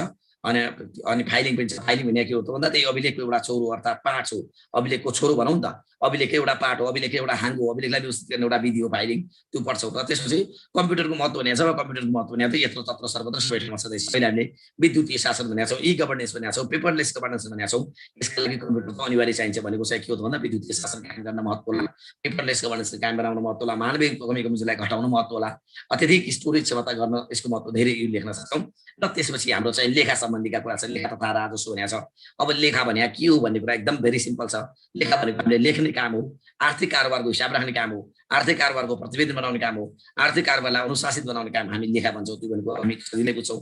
अनि त्यसमा दोहोरो लेखा, एकहोरो लेखा, नगदमा आधारित लेखा, प्रोत्पापी लेखा, केन्द्रीय स्तरको लेखा, कार्य सञ्चालन स्तरको लेखा, लेखाका गुण, लेखाका विशेषता, लेखाको विकासक्रम, लेखाका कमजोरी, कमी कमजोरी सुधारका यावत कुराको बारेमा हामी लेखाको सफल गर्छौँ। त्यसै गरी लेखा परीक्षण पढ्छौँ। त्यो लेखा परीक्षण भने के हो भन्दा त्यसै लेखाको जाँच गर्ने, त्यसै लेखाको परीक्षण गर्ने, त्यसै लेखाको हिसाब किताबलाई हेर्ने कामलाई हामी के भन्छौँ त लेखा परीक्षण भन्छौँ। त्यो लेखा परीक्षण हामी आन्तरिक लेखा परीक्षण के हो, बाह्य लेखा परीक्षण के हो, लेखा परीक्षणका सिद्धान्त के हो, लेखा परीक्षणका गुण के हो, लेखा परीक्षणका लागि चाहिने आधारभूत तत्त्वहरू के हो, लेखा परीक्षण आन्तरिक तथा बाह्य बीचका भिन्नता के हो, कार्यात्मक लेखा परीक्षण के हो, वातावरण लेखा परीक्षण के हो, योजना लेखा परीक्षण के हो, लगायतका सम्पूर्ण सामाजिक लेखा परीक्षण के हो, सबै कुरा हामी त्यहाँ लेखा परीक्षणमा हामी त्यहाँ छलफल गर्छौँ। र त्यसपछि आएर त्यसैमा हामीलाई गोचर भौचर भनेको छ। 3 किसिमका भौचर, एउटा गोचर भौचर, एउटा बैंक नागरिकता, अर्को बजेट सिट भनेको छ। त्यो गोचर भौचर अर्थात् बैंक नागरिकता र बजेट सिट भनेको के हो भने विभिन्न किसिमका मलेपा फार्मर मध्येका मलेपा फार्मर, त्यो भनेको नेपाल सरकारका विभिन्न खालका मलेपा फार्मरहरू भनेको लेखालाई प्रभावकारी बनाउनका लागि, आर्थिक कारोबारलाई प्रभावकारी बनाउनका लागि सरकारले अवलम्बन गरेका, सरकारले आत्मसात गरेका जुन मलेपा फार्म, महालेखा परीक्षक फार्म छन् हो तिनै हुन्। यिनको परिचयमा एउटाको परिचय लेख्दा 5-6 वटा बुँदा 3टैलाई मिल्ने तरिकाले लेखाउँछु र एउटाको उद्देश्य लेख्दा 3-4टाको उद्देश्य एउटालाई मिल्ने तरिकाले लेखाउँछु, ताकि तपाईँले चाहिँ लाखिरहेछ भनेर रात्रै पर्दैन। गोचरा भौचर के होला परिचय सुन्नु त। गोचरा भौचर के हो भन्दा विभिन्न किसिमका महालेखा परीक्षक फार्म मध्येको एक हो। बैंक नागरिकता पनि के हो भन्दा विभिन्न किसिमका महालेखा परीक्षक फार्म मध्येको एक हो। बजेट सिट पनि के हो भन्दा विभिन्न किसिमका महालेखा परीक्षक फार्म मध्येको एक हो। अर्को के हो भन्दा आर्थिक कारोबारलाई चुस्त दुरुस्त बनाउन प्रयोग गरिने फार्म एक। आर्थिक कारोबारलाई चुस्त दुरुस्त बनाउने फार्म एक भनेको परिचय मैले एउटै क्यानका 5-6 वटा बुँदा लेख्छु ताकि 3टैलाई मिल्छ र 5-6 वटा मैले उद्देश्य लेख्छु ताकि 3-4टा जुनै आए पनि 3टै आए पनि लेख्न सकिने गराउँछु र 1-2टा त अब स्पेशल उद्देश्य फरक र परिचय फरक चाहिँ लेखिनै हाल्छौँ। त्यसमा दुई मात्रै छ नि हामी सक्छौँ। अनि त्यसपछि आएर हाम्रो यहाँ के छ भने साथी अनि वर्तमान जिन्सी जस्ता प्रणाली भनेको छ। त्यो जिन्सी जस्ता प्रणाली भने पनि त्यही लेखाको पाठ हो। तपाईँको कार्यालयमा विभिन्न खालका जिन्सी माल सामान हुन्छन्। त्यहाँभित्र बेन्च होला, डेस्क होला, कम्प्युटर होला, दराज होला, यावत जिन्सी माल सामान छ नि हो। ती जिन्सी माल सामानहरूको व्यवस्थापन गर्न, ती जिन्सी माल सामानहरूको लेखाङ्कन गर्न, ती जिन्सी माल सामानको दुरुपयोग नहोस् भन्नका लागि राखिने लेखालाई हामी के भन्छौँ जिन्सी संस्था प्रणालीको सुरुवात भन्छौँ। नेपालमा हामी 2020 साल माघ 1 गतिबाट चाहिँ यसको हामीले शुभारम्भ गरेका छौँ। त्यो हामी इन डिटेलमा छलफल गर्छौँ जिन्सी माल सामानको बारेमा पुरै टोटल।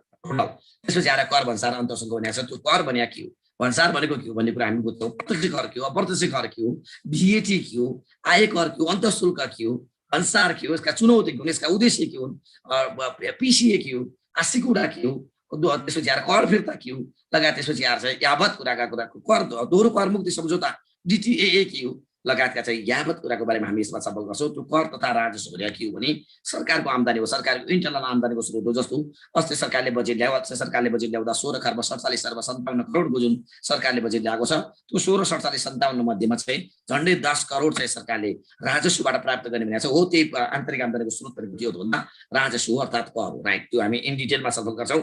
र त्यसपछि गएर हाम्रो चाहिँ निजामती सेवा छ, अन्य निजामती सेवा छ। निजामती सेवामा सबै कुरा पढ्ने हुने छैन।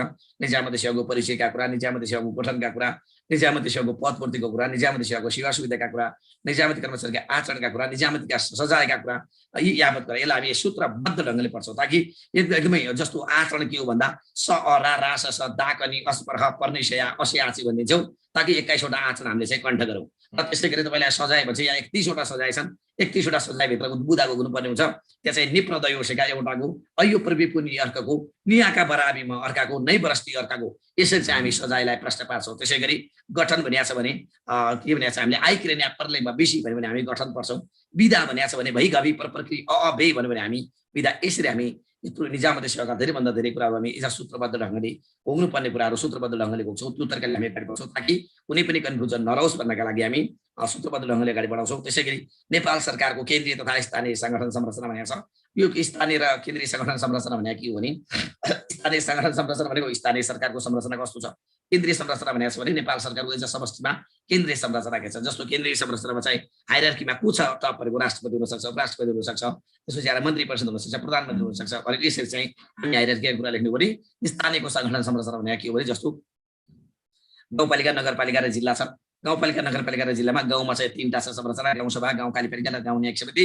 नगरमा पनि नगरसभा, नगर कार्यपालिका र नगर न्यायिक समिति। जिल्लामा जम्मा 2टा छ, जिल्ला र जिल्ला समन्वय समिति छ। हो यसरी हामी त्यसको समस्या यसरी हामी पढ्छौँ। त्यसका संरचना मात्र होइन त्यसका अन्य कुराको बारेमा पनि हामी त्यसरी हामी के गर्छौँ। र लास्ट वान क्वेसन अब हाम्रो चाहिँ सार्वजनिक सेवा भनेको छ। सार्वजनिक सेवा प्रभाव भनेको छ भेरी सिम्पल छ। नामै सार्वजनिक सेवा प्रभाव भनेको जनताको हितका लागि, जनताको उन्नतिका लागि, जनताको प्रगतिका लागि, जनताको आवश्यकता परिपूर्ति गर्नका लागि राज्यद्वारा प्रदान गर्ने सेवा सार्वजनिक सेवा भन्न। सार्वजनिक सेवाका यावत विषयवस्तु सार्वजनिक सेवा के हुन्, सार्वजनिक सेवाका विशेषता के हुन्, सार्वजनिक सेवाका प्रकार के हुन्, उद्देश्य कार्य महत्त्व भूमिका सबल पक्ष के हुन्, राज्यले गरेका यसका लागि गरेका व्यवस्था के हुन्, यसमा भएका कमी कमजोरी के हुन्, कमी कमजोरी सुधारका उपाय के हुन्, यसका माध्यमहरू के हुन्, यसको चाहिँ सन्तुलन कायम गर्नेलाई चिक जाँच गर्ने उपाय मेकानिजम के हुन्, सेवा प्रदायको भूमिका के हो, सेवाग्राहीको अधिकार के हो, सेवाग्राहीको कर्तव्य के हो, हामी इन डिटेलमा छलफल गर्छौँ ताकि कुनै पनि विषयवस्तु चाहिँ भएर रहेन भन्ने कुरा केही रहँदैन। ताकि प्रत्येक विषयवस्तुको सबभन्दा पहिले हाउ टु कलेक्ट इन्फर्मेसन सबभन्दा पहिले हामी इन्फर्मेसन लिनतिर लाग्छौँ र त्यसपछि कस्ता प्रकारका क्वेसन आउँछन् प्रत्येक खालका क्वेसनहरू पनि सँगसँगै हामी छलफल गर्छौँ। पढ्ने दौरानमा नै हामी अवधारणा भनेको के हो, परिचय भनेको के हो, सिद्धान्त भनेको के हो, उद्देश्य भनेको के हो, कार्य भनेको के हो, कमजोरी अनि तपाईँलाई कमजोरी जान्ने तरिका यो हामी तरिका सिकाउँछौँ। हामी तरिका सिकाउँछौँ। जस्तो तरिका भने के हो भने कुनै पनि चिजको परिचय जान्ने तरिका भने त्यसको बारेमा लेख, त्यसको बारेमा जानकारी दिए भनेको त्यो थाहा छ। अनि विशेषता लेख भन्छ कहिले कुनै पनि चिजका यदि विशेषता लेख भन्यो भने त्यो विशेषता भने पनि त्यसलाई चिनाउने, त्यसलाई पहिचान गर्ने, त्यसमा गाँसेका, त्यसमा टाँसेकै विषय पर्छ। कहिलेकाहीँ कुनै पनि चिजको अवधारणा लेख भन्यो भने अवधारणा लेख भन्यो भने त्यो परिचय लेख भनेको। अवधारणा लेख भने के हो भन्दा त्यो परिचय लेख ताल साथसाथै त्यसमा चाहिँ त्यसको विकास क्रमको केही पाटो छ भने त्यो पनि लेख भनेको। त्यसरी हामी जान्छौँ। कहिलेकाहीँ कुनै पनि चिजका तत्त्व लेख भन्ला भने त्यो तत्त्व भने के हो भने त्यसमा जोडिएका कुरा के छन्, त्यसमा गाँसेका कुरा के छन् त्यो हामी छलफल गर्छौँ। जस्तो पानीको तत्त्व के भन्दा H2O भन्छौँ। H2O भनेको हाइड्रोजन अक्सिजन मिलेर भन्छ। त्यसै मान्छेको तत्त्व के हो भन्दा हाडसाला मासु रगत र नसा भन्छौँ। त्यसै गरी तपाईँलाई कार्लेको तत्त्व के हो भन्दा कार्ले भन्न के चाहिन्छ, मानवीय स्रोत होला, भौतिक स्रोत होला, वित्तीय स्रोत होला, सूचना होला, प्रविधि होला, सिद्धान्त होला, कार्य होला, योजना होला, वातावरण होला, समय होला। त्यसरी हामी तत्त्व सिक्छौँ। तत्त्व पनि त्यसरी सिक्छौँ। विशेषता त्यसै गरी कहिलेकाहीँ तपाईँलाई गुण भन्ला कुनै पनि चिजका गुण लेखा भन्यो भने हामी राम्रा कुरा मात्र लेख्छौँ। हरेक कुरालाई राम्राका पावर 10, राम्राका पावर 20 भनेको राम्रा कुरालाई मात्र इन्क्लुड गर्छौँ, राम्रा कुरालाई मात्र समावेश गर्छौँ। त्यो गुण जान्यो भने हामी सिद्धान्त जान्छौँ। कुनै पनि कुराका हामी गुणहरू जान्यौँ भने हामी के जान्न सक्छौँ भन्दा सिद्धान्त जान्न सक्छौँ। ताकि कुनै पनि विषयवस्तुका तपाईँले यदि गुण जान्नुभयो भने सिद्धान्त। जस्तो लोकसेवा पासका गुण के हो भन्दा गुण जान्नु भने सिद्धान्त जानेछ। जस्तो लोकसेवा पासको गुण भनेको असल पढाइ, असल लेखाइ, असल टिचर, असल राइटिङ, समय व्यवस्थापन, धैर्यता, यी गुण हो भने अब सिद्धान्त पनि हो। असल पढाइको सिद्धान्त, असल लेखाइको सिद्धान्त, असल बुझाइको सिद्धान्त, धैर्यताको सिद्धान्त, असल टिचरको सिद्धान्त, राम्रो अक्षरको सिद्धान्त हो। यो के हो त भन्दा यसरी हामी गुण जाने भने सिद्धान्त जान्छौँ। साथीहरू हरेक कुरा चाहिँ हामी यावत कुराहरू कुनै कुरामा पनि हामी कन्फ्युजन नहुने गरी, कुनै कुरामा पनि दुविधा नरहने गरी, कुनै कुरा पनि मैले जानेन है भन्ने अवस्था रहँदैन। ताकि जस्तो सुकै प्रकृतिको क्वेसन आए पनि, जुनसुकै किसिमको क्वेसन आए पनि हामीले सजिलै डिल गर्छौँ। ताकि कुनै पनि क्वेसन यो मैले बुझिनँ भन्ने कुरा अवस्था रहँदैन। किनकि त्यहाँ 30-35 प्रकृतिका क्वेसन आउँछन्। त्यो 30-35 प्रकृतिका क्वेसन कुनै न कुनै टपिक्समा तपाईँहरूलाई दिएकै हुन्छु। कुनै न कुनै टपिक्समा कुनै क्वेसन पढाउँदा मैले धेरै तत्त्वलाई फोकस गरौँला, कुनै क्वेसन पढाउँदा मैले विशेषतालाई फोकस गरौँला, कुनै क्वेसन पढाउँदा मैले अवधारणालाई फोकस गरौँला, कुनै क्वेसन पढाउँदा मैले कमजोरी। तर जो तपाईँले आउने प्रकृतिका क्वेसनहरू सब यतिसम्म हो कि कुनै पनि टपिक्स तपाईँले चाहिँ टपिकको बारेमा थाहा छैन तर कमजोरी लेख भन्दा गुटुङ कमजोरी लेख्ने तरिका सिकाउँछौँ। कमजोरी जान्ने तरिका भने के हो भने हामीले 4वटा मेथड दिन्छौँ। 4वटा भनेको एउटा जे हुनुपर्ने हो त्यो नहुनु, र जे नहुनु पर्ने त्यो हुनु, त्यो कमजोरी हो। एउटा अर्को गुणहरूलाई उल्टाए पनि कमजोरी भन्छ, अर्को उद्देश्यलाई उल्टाए पनि कमजोरी भन्छ, अर्को कमजोरी भनेको नर्मली 5वटा क्षेत्रमा चाहिँ कमजोरी हुन्छ। नीति, संस्था, व्यक्ति, प्रक्रिया र साधन। यसरी हामी क्याटेगोराइज गर्छौँ ताकि कमजोरी लेख भन्दा गुटुङ आनन्द ढङ्गले चाहिँ कमी कमजोरीलाई अगाडि बढाउन सक्ने, अर्थात् कमी कमजोरीलाई लेख्न सक्ने गरी हामी अगाडि बढ्छौँ। साथीहरू वास्तवमा चाहिँ गाह्रो अप्ठ्यारो साह्रो एकदम छैन। यदि पढ्यो भने, यदि ध्यान दियो भने, आइडिया लियो भने, तर आइडिया नै लिएन भने, ध्यान नै दिएन भने, पढेन भने त गाह्रो त भइहाल्छ।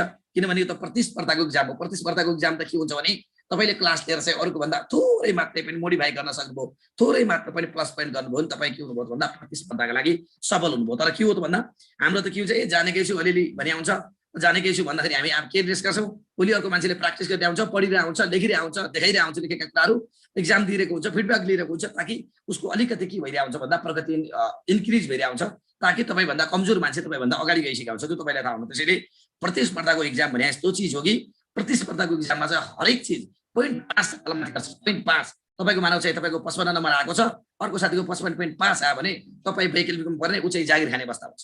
त्यो अवस्था छ। त्यसले पोइन्ट 5 को त्यस्तो भ्यालु छ। अनि पोइन्ट 5 को त्यस्तो भ्यालु छ चाहिँ एउटा क्वेसनले गर्दा हामीलाई कति तलमाथि पार्छ, एउटा क्वेसनको एउटा सानो टुक्राले हामीलाई कति तलमाथि पार्छ। त्यसैले क्वेसन पनि एकदम राम्रो होस्, फर्मेट पनि एकदम दामी होस्, ताकि भन्न खोजेको कुरा इन्फर्मेसन पनि दमदार होस्, ताकि अनि अरूलाई नजित्ने भन्ने कुरा हुन्छ। त्यसैले हामीले अरूलाई त जित्नु छ, अरूलाई त हामीले के गर्नु छ, उछिन्नु छ।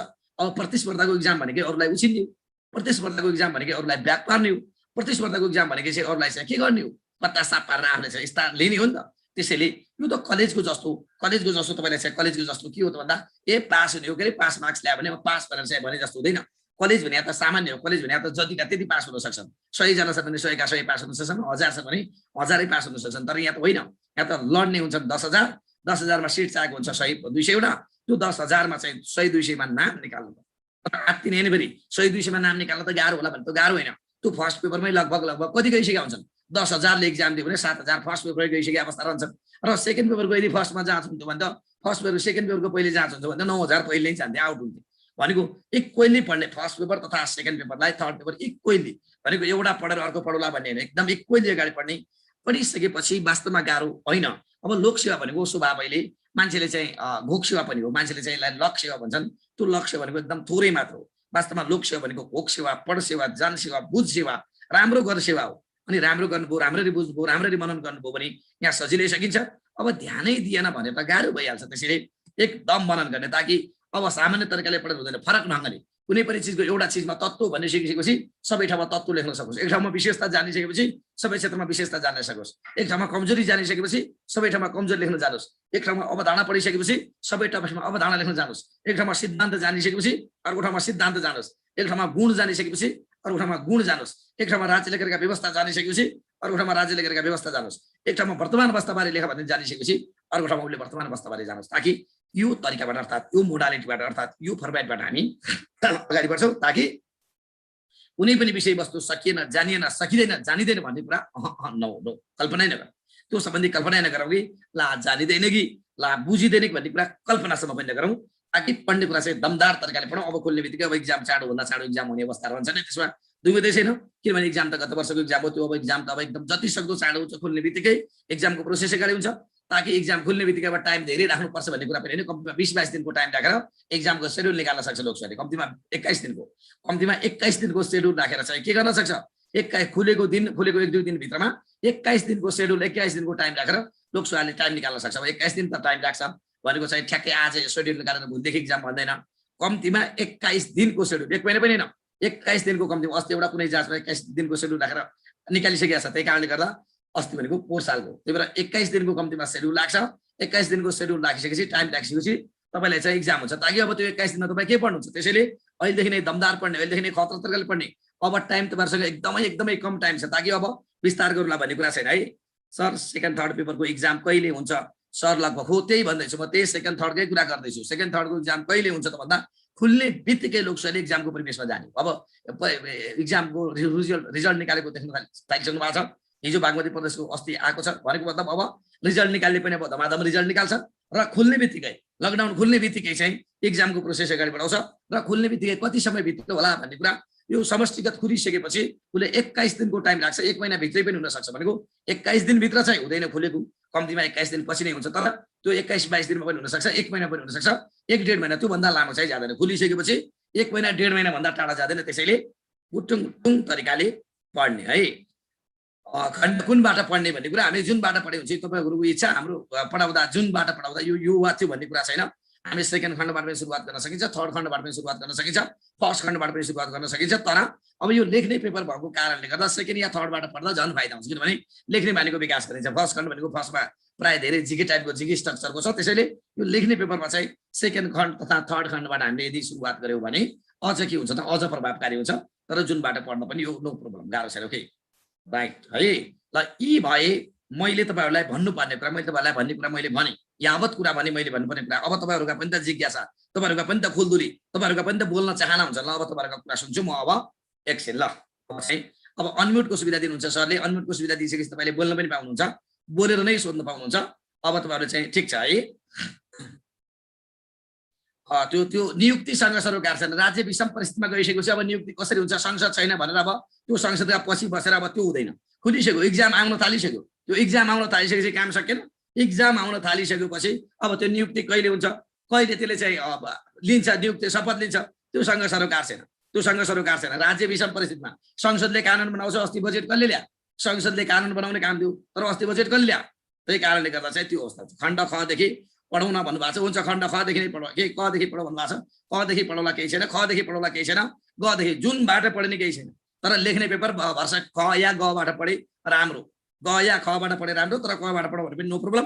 तर चाहिँ खण्ड पेपर लेख्ने पेपरलाई चाहिँ लेख्ने बानीको विकास हुँदै जान्छ, ख या गबाट पढ्दा बेटर, सबभन्दा राम्रो। Okay right. अब अरू क्वेसन, अब तपाईँहरूको क्वेसन ल भइसकेछ भने खण्ड ग भइसकेछ भन्नुभयो, खण्ड ख र ग भइसकेछ। ओके ठिक छ। अब एकछिन तपाईँलाई बोल्ने सुविधा मिलाएको छु। फर्स्टमा 29वटा मिलाएको छु। के हुन्छ 29वटा मिलाएको भने के हुन्छ भन्ने कुरा होइन, 29 छैन, 21वटै मिलाएको छ भने पनि मजाले पढ्ने। 21वटै परार साल सुब्बामा काठमाडौँबाट 21 मिलाउने मान्छेले जागिर खाएको, 21 मात्रै मिलाउने।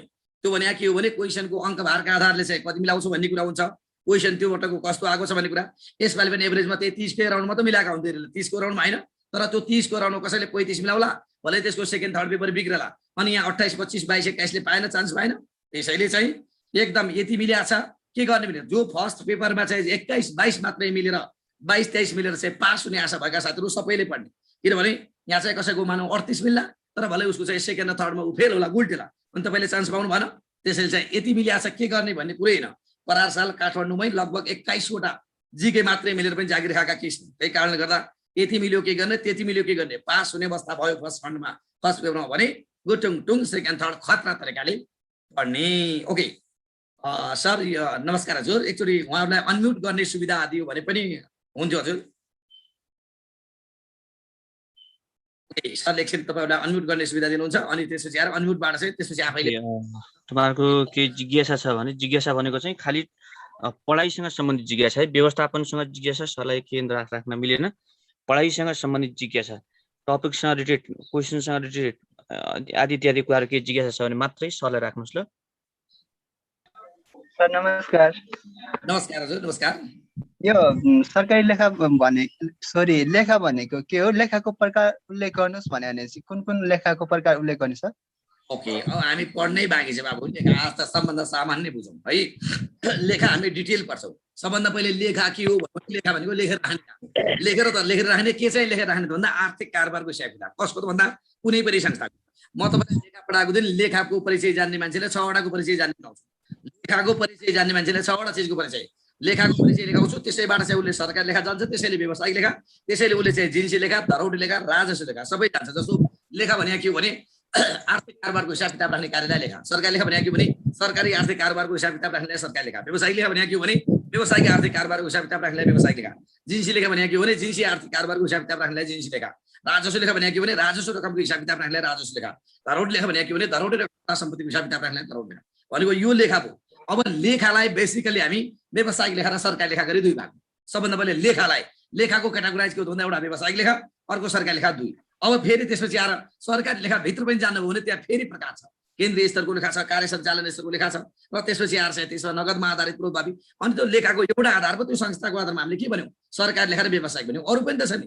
त्यसपछि आएर नगदमा आधारित लेखा, पूर्वभावी लेखा, त्यसपछि एकहोरो लेखा तथा दोहोरो लेखा, विभिन्न प्रकारका कुनै पनि चिजका प्रकार लेख्दा, जस्तो मान्छेका प्रकार कति भन्दा महिला तथा पुरुष भनेर हुँदैन, मान्छेलाई विभिन्न आधारमा विभिन्न प्रकारमा बाँड्न सकिन्छ। जस्तो उमेरका आधारमा बालक वयस्क तथा वृद्ध, लिङ्गको आधारमा महिला पुरुष र तेस्रो लिङ्गी, धर्मको आधारमा हिन्दू बौद्ध मुस्लिम, बसोबासका आधारमा पहाड तराई हिमाली हो। त्यही भएर चाहिँ जस्तो मान्छेका 17वटा प्रकार, साक्षरताका आधारमा साक्षर र असाक्षर, रोजगारीका आधारमा रोजगार र बेरोजगार, कतिवटा प्रकार भयो मान्छेका हो। त्यसै गरी त्यो लेखालाई पनि हामी त्यसरी नै क्याटेगोराइज गर्छौँ, पुरै चिरफार गर्छौँ। लेखा पढिसकेपछि लेखा बुझेन भने 0% हुँदैन। Okay, right. Next question, next अर्को साथीहरू। नमस्कार। पनि यो विषयवस्तुमा त हामी प्रत्येक विषयवस्तु पढ्ने नै हो नि। आज त हामीले त जस्ट के गरेको, ओरिएन्टेसन, यो टपिक छन्, यो टपिकमा हामी यसरी चिरफार गर्छौँ भन्ने कुरा नै हो। Right, okay, next sir. हजुर प्लिज। नेपाल एक मध्य सुनेन, फेरि भन्नुहोस्। हेलो, नमस्ते सर। नमस्कार हजुर। सर, हामी जुन तृतीय पत्र पढिरहेछौँ त्यसमा 3वटै खण्ड हामी अब कन्टिन्युअसली पढ्छौँ कि हजुरले फर्स्ट खण्ड क सकाइसक्नु भएको छ? कन्टिन्युअसली पढ्छौँ, कुनै खण्ड सकाएको छैन, कुनै स्टार्ट नै गरेको छैन। आजदेखि हामी ओरिएन्टेसन गऱ्यौँ, भोलिदेखि स्टार्ट गर्छौँ। हामीले खण्ड पढेका छैनौँ, कुनै च्याप्टर पढेका छैनौँ, एउटा अक्षर पनि पढेका छैनौँ। आज स्टार्ट हो। अब भोलिबाट हामीले चाहिँ कन्टिन्युअसली सुरुवात गरेर चाहिँ एन्डिङ गर्छ। कुनै पनि कन्टिन्यू पढेका छैन। बाइ द वे सर, 1 गतेतिर लकडाउन ओपन भएर कहीँ नजिकै एक्जाम भइयो भने कोर्स भ्याउन चाहिँ भ्याउँछ सर हाम्रो? कोर्स नभ्याउने भन्ने कुरै हुन्न। लगत्तै 1 गते खुल्ने बित्तिकै चाहिँ तत्काल पुरै देशभरि पुरै गाडी खुल्ने होइन। 1 गते पुरै गाडी खुल्ने भन्ने कुरा होइन। 1 गते गाडी खुल्छ त 1 गते खुल्दैन, ताकि लाग्ला 10-12 दिन लाग्ला, 8-10 दिन लाग्ला खुल्न, ताकि कोर्समा कुनै पनि खालको चाहिँ कमजोरी हुँदैन, ताकि एक्जाम भइहाल्यो भने हामी चाहिँ बिहान र बेलुका पढेर भए पनि, अर्थात् हामीले चाहिँ लामो समयसम्म पढेर भए पनि कुनै पनि चिजमा चाहिँ कुनै टपिक्समा चाहिँ नो कम्प्रोमाइज, सम्पूर्ण क्वेसनहरू सम्पूर्ण टपिक्सहरू हामीले त्यसलाई चाहिँ एन्डिङ गर्छौँ। कुनै टपिक्स मात्रै, टपिक्सको एउटा सानो इकाइ पनि छुट्दैन, एक इकाइ छुट्दैन। Right, okay. नमस्कार सर। नमस्कार सर, यो हामीले चाहिँ खण्ड ख र ग पढिसकेका छौँ सर। हजुर, क बाँकी रहेको छ, त्यही भएर सर सुरुबाट खण्ड क देखि स्टार्ट गर्दा राम्रो हुन्थ्यो कि सर? ल, कहाँबाट स्टार्ट गर्ने भन्ने कुरा गरौँला न। त्यो केही छैन, त्यो कहाँबाट स्टार्ट गर्ने भन्ने कुरा हामी तपाईँले त्यो पहिले फिजिकल क्लासमा पढ्नु भयो होला, अनलाइनबाट हाम्रो यो होइन सर, अनलाइन क्लासमा हामी पढेका छौँ नि सर। सरलाई याद होला नि सर, 50 जनाको ग्रुपमा। ल ठिक छ, एकदम ठिक छ। ल ठिक छ, जहाँबाट पढे पनि एकदम ठिक छ, हुन्छ, त्यो अनुसार गरौँला। तर यहाँ धेरैभन्दा धेरै हामी नयाँ साथीहरू छौँ, ताकि तपाईँहरूले क्लास भइसकेर छ पहिले भन्ने कुरा कल्पनै नै गर्नुहोस्। यो हामीले उहाँहरूलाई पहिले पढाएको थियो, पहिले हामीले बिचमा रोकेका थियौँ, ताकि उहाँहरूको हाम्रो जुन खण्ड छ त्यो उहाँको पढेर जानुहुन्छ। तपाईँहरूको चाहिँ त्यही दिनदेखि बाँकी सबै पढ्छौँ, ताकि कसैको पनि त्यहाँ छुट छ भन्ने कुरा हुँदैन। ओके, त्यो त्यही अनुसार हामीले म्यानेज गर्छौँ। Don't worry. Sir, course details बुझौँ न सर। हाम्रो एकजना बोलो कोर्स के हाम्रो कहिलेसम्म सर यो 1 गते खुल्यो भने कहिलेसम्म हाम्रो एक्जाम हुन्छ सर? मैले अघि त्यत्रो विधि के गराएको, मैले अघि त्यत्रो एक्जाम खुलिसकेको, लकडाउन खुलिसकेको, कम्तीमा 21 दिन टाइम राखेर, 20-22 दिन टाइम राखेर, झन्डै 1 महिना टाइम राखेर एक्जाम हुन सक्छ भनेको। त्यसैले अघि नै त्यही कुरा भनिरहेको छु। Right, okay. Sir, course details बुझौँ न सर। एकजना बोलो, एकजना नानी भन बा फेरि। कति हल्ला गरेका?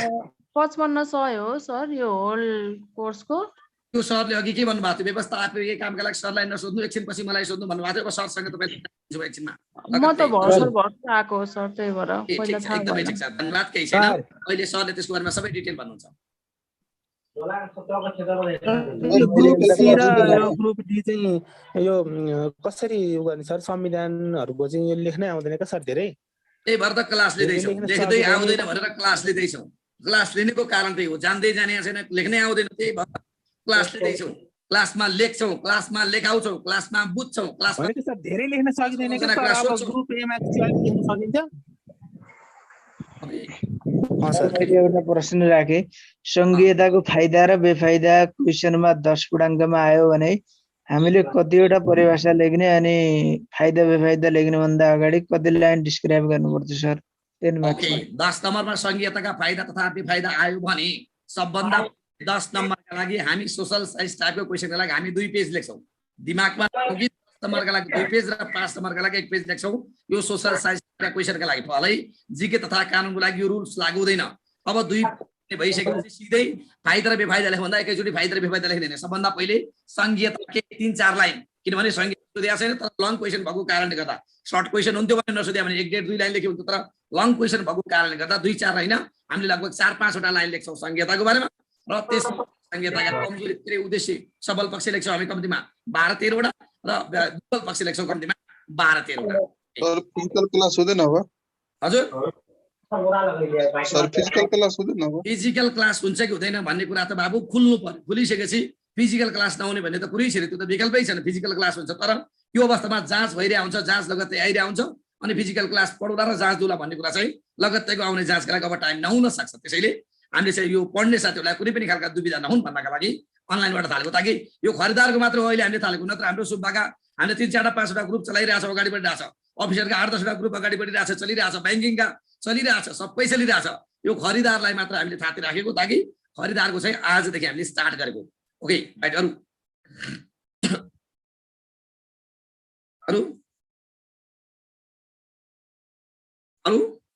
ओके ओके अब आई थिंक अब सरबाट ल अब मसँग सोध्नुपर्ने कुरा खासै छैन अब सरसँग तपाईहरुले सोध्नुपर्ने कुरा जे जति छ सरसँग अब सोध्नुस् मसँग पनि सोध्नुपर्ने कुरा अब छैन जस्तो लाग्यो मलाई पनि ओके सर नमस्कार हजुर त्यही गरेर हजुर thank you sir thank you very much हजुर अब चाहिँ अब धेरै कुरा अब हजुरसँग सोध्ने कुरा हुन्छ हजुर मसँग सोध्ने झन्डै सकिसक्यो हजुर थ्यांक यू हजुर शुभ दिन हजुर म लिभ ओके ल अब हामी यति बजी आजको सेसन लगभग सक्यौं हामीले आज ओरिएन्टेसन क्लास थियो र ओरिएन्टेसन क्लासमा मूलतः हामीले लोकसेवाले खरिदार पदको तृतीय पदको लागि निर्धारण गरेको पाठ्यक्रमको सन्दर्भमा आज हामी छलफल गर्यौं र कस्तो खालको प्रश्न सोध्न सक्छ र यो विषयवस्तुको गहिराई कतिसम्म हुने भन्ने बारेमा यसको बारेमा सरले आज प्रकाश पार्नुभयो आदरणीय रामप्रसाद जोशी सरलाई धेरै धेरै धन्यवाद sir thank you very much र अब हामी भोलिबाट हाम्रो क्लास सुरु हुनेछ पढाइ सुरुवात हुनेछ र यो क्लासमा जोडिनु भएका हाम्रा पहिला फिजिकल क्लास पढ्नु भएको केही विद्यार्थीहरू र अनलाइन क्लासमा जोइन गर्नुभएका सबै विद्यार्थीहरू जो जोइन गर्नु भएको थियो र छ उहाँहरू सबै विद्यार्थीहरूको क्लास हुनेछ भोलिबाट कन्टिन्यू हुनेछ बिहान 6:30 बजेबाट भोलि एक दिनको लागि भने आजकै मिटिङ आइडी र पासवर्डमा तपाईहरु जोडिन सक्नुहुनेछ युट्युब र फेसबुकबाट हामीलाई प्रत्यक्ष रूपमा लाइभ देखिरहनु भएका विद्यार्थी सहभागीहरू जो हुनुहुन्छ तपाईहरु यदि क्लास लिन चाहनुहुन्छ भने यो क्लासको डिटेल इन्फर्मेसन हाम्रो फेसबुक पेज सिडिएफ नेपाल तथा लोकसेवा तयारी क्लास भन्ने हाम्रो पेजमा यो सम्बन्धी सम्पूर्ण जानकारीहरू दिएको छ तपाईहरु त्यो पेजमा जोडिन सक्नुहुनेछ र त्यो पेज मार्फत तपाईहरुले हाम्रो विस्तृत जानकारी लिन सक्नुहुन्छ क्लासको बारेमा र त्यहाँ राखिएको भिडियो पनि तपाईहरुले हेरेर आफूले केही कुरा छ भने बुझ्न सक्नुहुनेछ र यहाँ यो हाम्रो कन्ट्याक्ट नम्बर तपाईलाई 3टा कन्ट्याक्ट नम्बरहरु छ अफिसको फोन चाहिँ बिहान 11 बजेदेखि 5 बजेसम्म खुला रहनेछ 10 बजेदेखि 5 बजेसम्म र यसपछाडी 9741199604 यो फोनमा फोन गर्नुभयो हुन्छ केही जानकारी लिनु पर्यो भने र क्लास भन्दा बाहेकको अन्य समयमा मात्रै केही कुरा सोध्नु छ भने 9851155556 9851155556 यो चाहिँ मेरो नम्बर हो यो चाहिँ क्लास भन्दा बाहेकको समयमा मात्रै का लागि दिउँसोको समयमा जस्तो बिहान बेलुका क्लासमा हुने भएको हुँदा यो समयमा क्लासहरु चाहिँ अहिले हुँदैन फर्स्ट वेको फिजिकल क्लास कस्तो अब एकचोटी हामी क्लासको बारेमा छलफल गरौँ क्लास चाहिँ अहिले हामीले बिहान र बेलुकै सुरुवात गरेका छौं तर यो थर्ड वेको क्लास भने तपाईहरुलाई अहिले ओरिएन्टेसन गरेको हामीले तेस्रो पत्रको ओरिएन्टेसन क्लास हो यो क्लास चाहिँ बिहानको समय मात्रै क्लास हुन्छ बिहान 6:30 बजेदेखि 8:30 बजेसम्म क्लास हुनेछ यो भनेको चाहिँ हामी लेखनशीट पाराले क्लास हो यो विशेष बुस्टअप क्लास हो तपाईलाई यहाँ एकदमै शून्य लेभलको पढाउने भन्दा पनि हामी तपाईलाई प्रश्न पढाउने कन्टेन्ट चाहिँ कम्प्लिट दिने टेक्स्टहरु जे पढ्नुपर्ने कुरा त्यो कम्प्लिट दिने र यो सँगसँगै यसले कसरी चाहिँ तपाईहरुको चाहिँ एक्जाममा कस्तो खालको प्रश्न सोध्छ र कसरी ती प्रश्नको डिल गर्ने सल्भ गर्ने भन्ने खालको त्यो इन्फर्मेसन र कसरी लेख्ने भन्ने खालको कुराहरु हामी हरेक टपिकमा गर्छौं त्यो विषयवस्तुको आधारभूत कुरादेखि लिएर त्यसको हायर लेभलसम्मको कुराहरु त्यसका सबै कुराहरु हामी त्यसमा गरेर अगाडि बढ्छौं र जहाँसम्म क्लासको सन्दर्भ हो क्लास चाहिँ करिब करिब हामी 30 देखि 35 दिनसम्म क्लास पढ्छौं यो एक महिनाको समय अघि एकजना विद्यार्थीले जिज्ञासा राख्नु भएको थियो असारमा खुल्यो भन्दा फेरि तुरुन्तै एक्जाम होला भन्नुभएको छ तपाईहरुको एक्जामको पालो तुरुन्तै आउँदैन गत आर्थिक वर्षको तपाईको यो विज्ञापन भएको भएर चाहिँ तपाईको एक्जाम चाहिँ सुरुमै सबैभन्दा पहिलो सुरुवातमा तपाईहरुका एक्जामहरु हुने स्वाभाविक हो र त्यो एक्जाम चाहिँ अब यो लकडाउन खुल्ने बित्तिकै तुरुन्तै लोकसेवाले कार्यतालिका सार्वजनिक गर्ने भन्ने के आधार हुनुपर्छ आधार चाहिँ के हो त भन्दा तत्काल त अरु आधार त सबै ठिक छ, तर खालि यो क्लासको सन्दर्भमा तपाईँहरूलाई जुन कुराहरू यो इक्जामको सन्दर्भमा चाहिँ जुन क्लास कक्षा कोठामा राखेर परीक्षा लिनुपर्ने, कक्षा कोठामा राखेर परीक्षा लिँदाखेरि चाहिँ तत्काल भौतिक दूरी यो सामाजिक दूरीहरू कायम गर्नुपर्ने, अब कोभिडको समस्या यस्तै सङ्क्रमणको अवस्था भइरहने हो भनेदेखि इक्जाम तुरुन्तै सम्भव हुँदैन। तर गर्नु चाहिँ के पर्छ भने यो चाहिँ क्लास चाहिँ जोइन गर्दै गर्दाखेरि अहिले तपाईँहरू हामी कम्तीमा 1 महिनामा त कोर्स सकिन्छ, असारभरिमा कोर्स सकिन्छ र त्यसो भएको चाहिँ असारभरिमा हामी आरामले 2 घन्टा पढेर असारभरिमा यो तेस्रो पेपरको कोर्स नदौडाइकन नकुदाइकन हामीले निर्णय गरेको जति क्लासहरू हो त्यो क्लासमै हामी कोर्सहरू आरामले सक्छौँ। त्यसो भएको भएर चाहिँ तपाईँहरूलाई यो क्लासमा समस्या भएन। र अर्को कुरा चाहिँ यो 1 महिनामा हामी आरामले कोर्स सक्छौँ, यसमा हतारिनु परेन। क्लासको सन्दर्भमा क्लास चाहिँ यो तेस्रो पत्रको क्लास भएको हुँदा तपाईँहरू बिहानको समय जोडिन सक्नुहुन्छ भने दोस्रो पत्र साइन्स चाहिँ दिउँसो 3 बजेबाट हुँदैछ। दिउँसो 3 बजेबाट म्याथ र साइन्स क्लास पनि दिउँसो 3 बजेबाट हुन्छ र तपाईँहरू दिउँसोको समयमा जोडिन सक्नुहुन्छ म्याथ र साइन्सको लागि। अब अर्को कुरा चाहिँ म्याथ र साइन्सको क्लास त दिउँसो भयो, अब बिहान चाहिँ यस्तो हामी थर्ड वे क्लास गर्छौँ। म्याथको क्लास चाहिँ दिउँसो 3 बजेदेखि 5 बजीसम्म क्लास हुने हो र पछि म्याथ सकिसकेपछि भने साइन्सको क्लास बेलुका 5:30 बजेदेखि 7:30 बजीसम्म हुनेछ। बिहान बेलुका 5:30 बजेदेखि 7:30 बजीसम्म साइन्सको क्लास हुने बेहोरा जानकारी गराइन्छ। यो चाहिँ अहिले म्याथको बेलामा मात्रै, म्याथ हुँदाखेरि मात्रै दिउँसो 3 बजेदेखि हुन्छ। त्यो चाहिँ आज दिउँसो 3 बजे ओरिएन्टेसन क्लास छ। आज दिउँसो 3 बजे म्याथको ओरिएन्टेसन क्लास छ। तपाईँहरू हाम्रो युट्युबमा जोडिनु भएका, फेसबुकमा जोडिनु भएका विद्यार्थीहरू तपाईँहरूले जुन मिटिङ आइडी पासवर्ड हामीले फेसबुकमा दिएका छौँ अथवा अहिले तपाईँहरू जुममा जोडिएका विद्यार्थीहरू जुन युज गर्दै हुन्छ यो मिटिङ आइडी पासवर्डमै दिउँसो आज ओरिएन्टेसन क्लास हुनेछ दिउँसो 3 बजे। र यसरी हामी अघिल्लो आर्थिक वर्षमा भएको विज्ञापनको यो अन्तिम क्लास अब हामी यसरी अनलाइन मार्फत सञ्चालन गर्नेछौँ। यसमा हामी काम भएका चाहिँ विशेष जो प्रमुख रिसोर्स पर्सन सरहरू हुनुहुन्छ उहाँहरूले क्लास लिनुहुनेछ र यो विशेष क्वेसन आन्सर डिस्कसमा बुस्टअप क्लास हो, यो कुरा तपाईँलाई जानकारी गराएँ। अब अर्को कुरा चाहिँ यो अघि यहाँ साथीहरू सोधिनु भएको थियो खड्डाको तेस्रो पत्रको सिलेबस चेन्ज भएको हो भनेर पनि सोधिरहनु भएको थियो कतिपय विद्यार्थीले। यो चाहिँ युट्युबमा हेर्नु भएका विद्यार्थीले सोध्दै हुनुहुन्थ्यो र तेस्रो पत्रको क्लास चाहिँ चेन्ज भएको होइन। अहिले चाहिँ यो नयाँ विज्ञापनका लागि चाहिँ परिवर्तन हुने भनेर एक खालको तयारी भएर नयाँ पाठ्यक्रमको तयारी पनि भइराखेको हो। हाम्रो जानकारीमा आएअनुसार चाहिँ नयाँ पत्रको पाठ्यक्रम चाहिँ यसको कस्तो हुन्छ भने सेकेन्ड पेपर हुने, सेकेन्ड पेपर चाहिँ सेकेन्ड पेपर म्याथ साइन्स नरहने र त्यस पछाडि तेस्रो पत्र जुन हो त्यो चाहिँ द्वितीय पत्र हुने र तेस्रो पत्र चाहिँ को रूपमा भोलि पर्सि सेवा सम्बन्धी पेपर आउने भन्ने हामीले जानकारी पाएको हो र त्यो अनुसार तपाईँहरूले आफ्नो मनसाय बनाउनु भयो हुन्छ।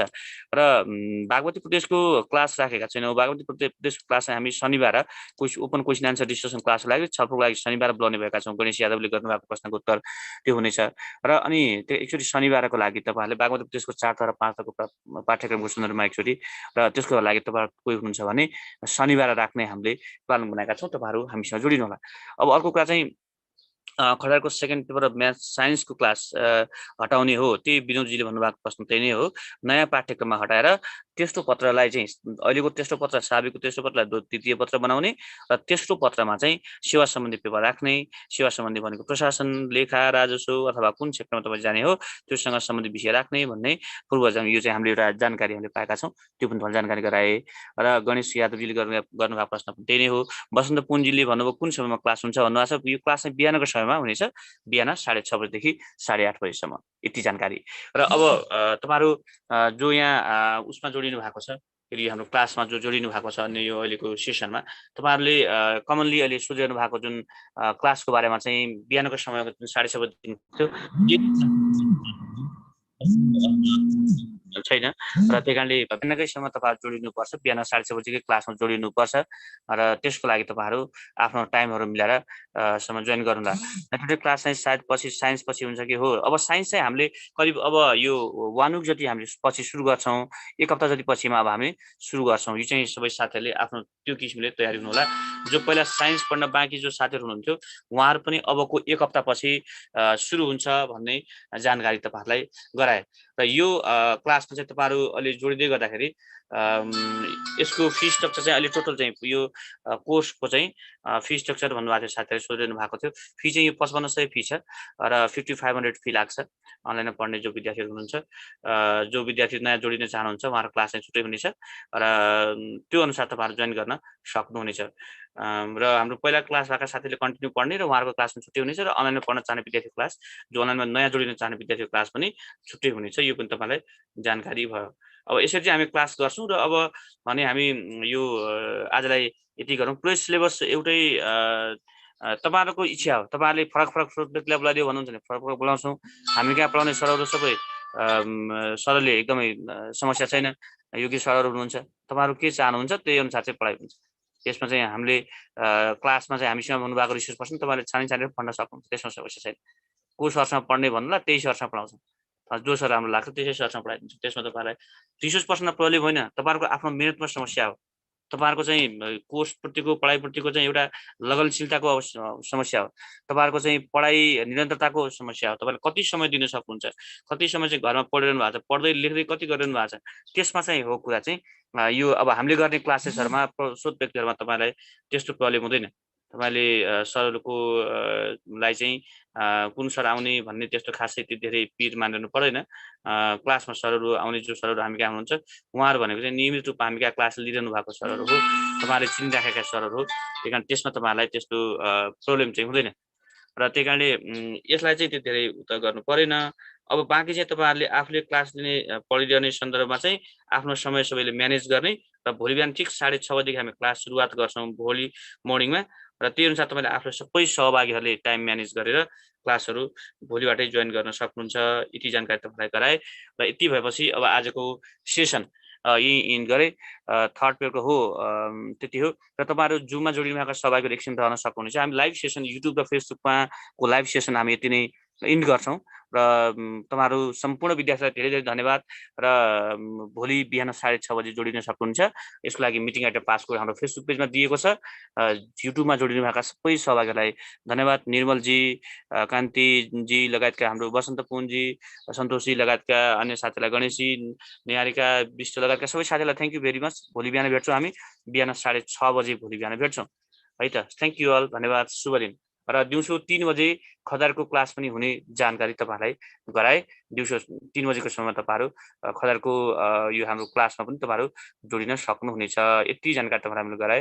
यति भएपछि लगभग तपाईँहरूले को इन्फर्मेसन यति नै होला जस्तो मलाई लाग्छ।